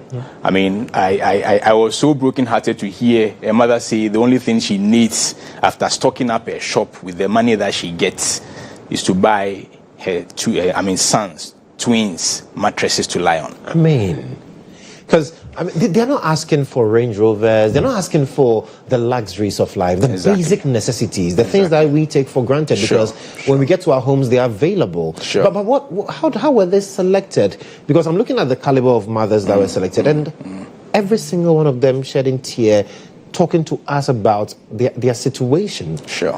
So what we did was to pull out an ad asking for people who have that kind of special need children at home to just call us and let us know. So we got a lot of entries. Even after our selections, we are still getting some more entries. But I mean, like you know, there is a limit to what we can also do. So we selected 3 out of the lot that came. We still have a lot that if we are able to get more, we will be able to also assist them. Yeah. So how did we winnow down to the final 3? How has the journey been so far? We just had to choose 3 because every one of them came with their unique story. You know, like I've mentioned, so 3 of them, one sells wachi to take care of the child with special need. One also sells kenke and fish. One also sells groceries, which we call in Ghana provisions. You know, and her story was even the most catchy of all. She runs a provision shop in her house. And let me just say this. Because of the needs of the children, these mothers, even though some of them are very educated, cannot go out like you and I to go and work. So they have to just stay home. So she has decided to just sell provisions. And even when we filmed, they realized that the shop was virtually empty. Virtually empty. Just saw one ulunko of Gary here and there. Terrible. So, I mean, over the last 2 to 3 weeks, the crew led by our producer, Gifty. So, I mean, shout out to Gifty and the team. They've been, recording their daily lives. So, one in Tema, one in Hacho, one at Pantine. They've been recording their daily lives as well as the lives of the children. And on just this past Sunday, the 4th of May, Accra City Hotel, which is also one of our sponsors, hosted us, the families, that is the moms and their children, as well as some staff and management of EIB, to a lunch, which we've also documented. What's the look on their faces when they realize that today they are not going to eat what they usually eat, but having lunch in no such place, but a very plush one like a City Hotel? Exactly. I mean, I don't want to say too much. On Sunday, we'll watch how joyous that moment was. And even like you said initially, those of us who are okay were even seated, they were dancing and they were so happy. So, it's going to be an emotional moment as well as a joyous moment, because we want to crown it on Sunday. So what we have done so far, I think, is a documentary of about 1.5 hours. We want to show it on Saturday. So Saturday 5 p.m. we'll show. Then also on Sunday 1 p.m. we'll do a repeat. Then 4:30 Sunday 11th we'll go live. So we open the show, we show a few excerpts of the documentary we've done. The mothers will be in studio here. We'll have a discussion with them as well as their kids. We are hoping to get our sponsors to come in studio. We want to put a surprise on them. So basic things that they've asked for, we've been able to put 1 or 2 together that we want to present to them on Sunday. So walk me through it again. On Saturday at 5 p.m. on GHOne television, we'll air the full documentary. Exactly. So you get to appreciate the journey of these three families and how they've been able to deal with the situations that they find themselves. And then on Sunday at 1 p.m., we are running a repeat of that documentary as a prelude to 4 p.m. Exactly. 4:30. 4:30. We have the live show here. Exactly. The mothers here with their children. And then we'll have a conversation with them. And there are so many surprises I hear too. Oh, sure. I mean, that's the end game. Right. I mean, if you have done all these and someone is asking for something basic and you can't give, then to what end? So we want to put a smile on their face. So, like we have said, and through the LPM that we've been reading so far, I mean, the doors are not closed yet. If you are a corporate body, an individual, you want to put a smile on their faces as we celebrate mothers, the whole world. Just reach out to us 05486189000. We can take you through the. I beg, sister, relax.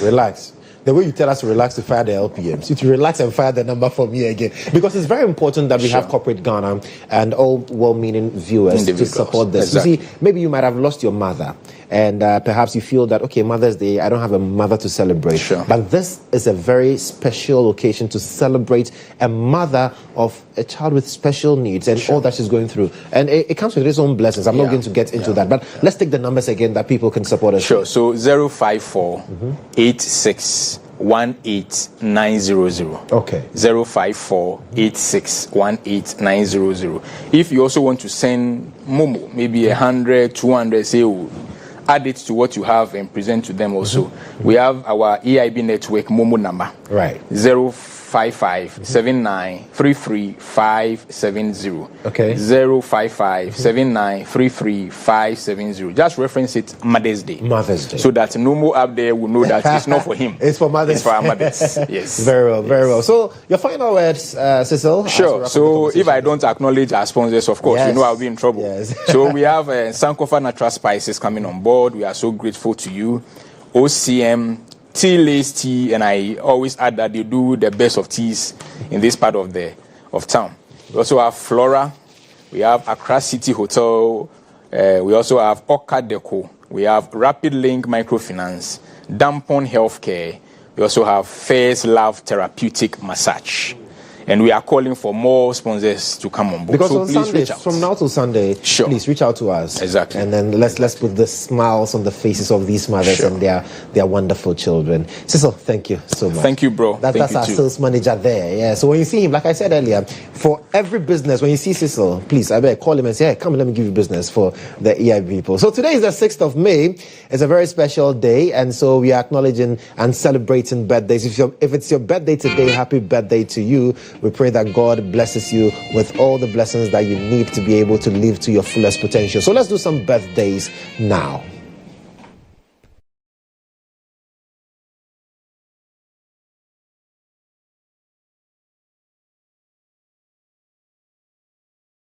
And it's from the newsroom. Okay, we are wishing you a day as bright and inspiring as your presence on screen.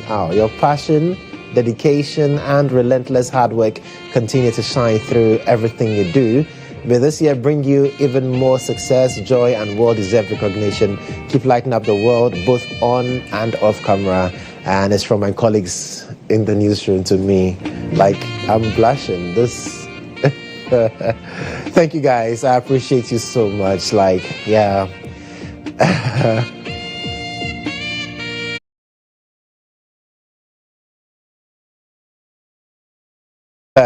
And the Member of Parliament for Banda, Ahmed Ibrahim. God bless you so much for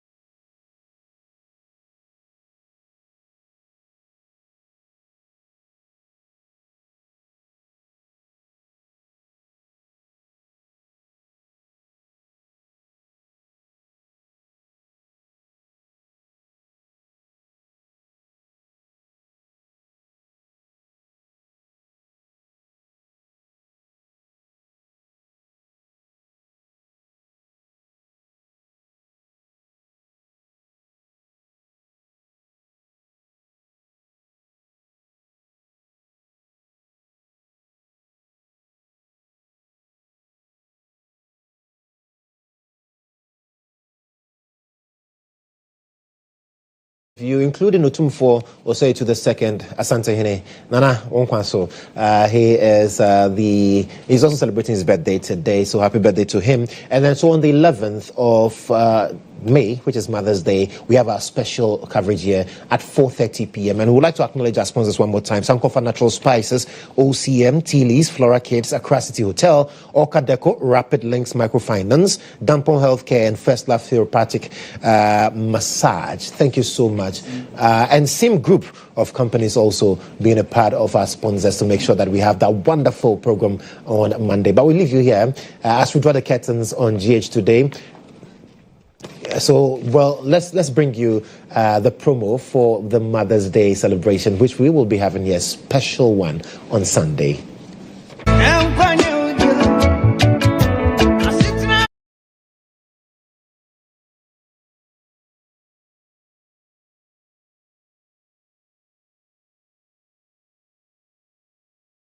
Is to stock up my shop with the things that are needed. Things that I see that goes fast, everyday things. I'll stock up my shop. And the next thing I would like to do is get a mattress for my children to sleep on.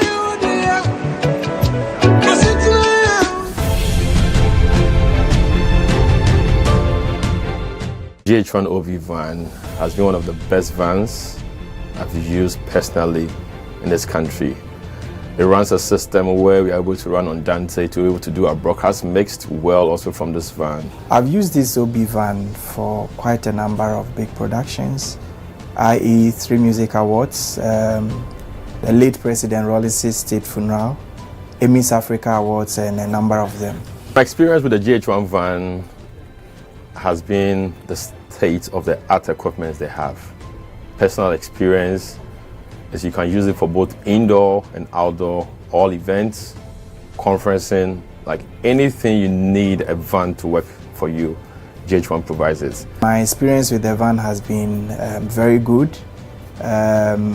Why? Because it has a number of facilities that I may not get in other vans. You know, the van has a very wide bench that can accommodate all my technical crew. ICCU, switcher, graphics, CG, and all of that. And then it also has a studio, a green room studio that comes with TriCaster. So if you want somebody to do commentary on a live event, you can put that presenter who's in that studio as well and get that running. To give an experience to our audience, we're also watching on TVs and online. Work with an Exo technology system, which makes your video mixing with Panasonic cameras, like a lot of other stuff in terms of content you need to get also for your live broadcasts. I prefer the GHOne van to a lot of other vans I've used, or even doing my own setup on a tabletop setup. Because on a production you see a number of people in the van. And so if you have a very small van, it means that it's going to be choked, and that will affect the creativity as well. The price has been discounted as well to accommodate varied budgets. And so no matter the budget you have, I understand you can have the truck and do business with it. It looks huge, but very affordable. Cost is really, really affordable. My experience with it, EMI Awards last year, super excellent. Try it, call them, and I'm going to give you the best of price. Really affordable.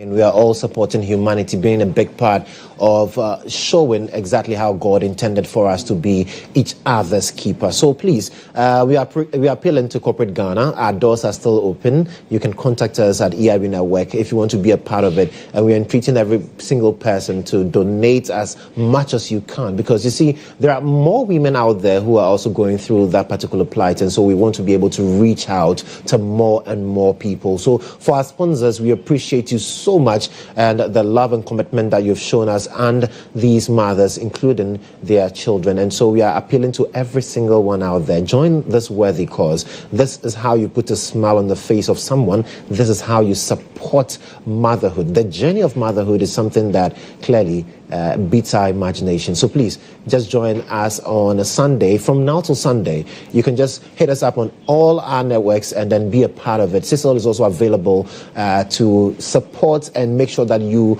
are brought on board. And we'll definitely acknowledge you greatly and let the whole world know how much of a support you've been to us. So yes, our doors are open.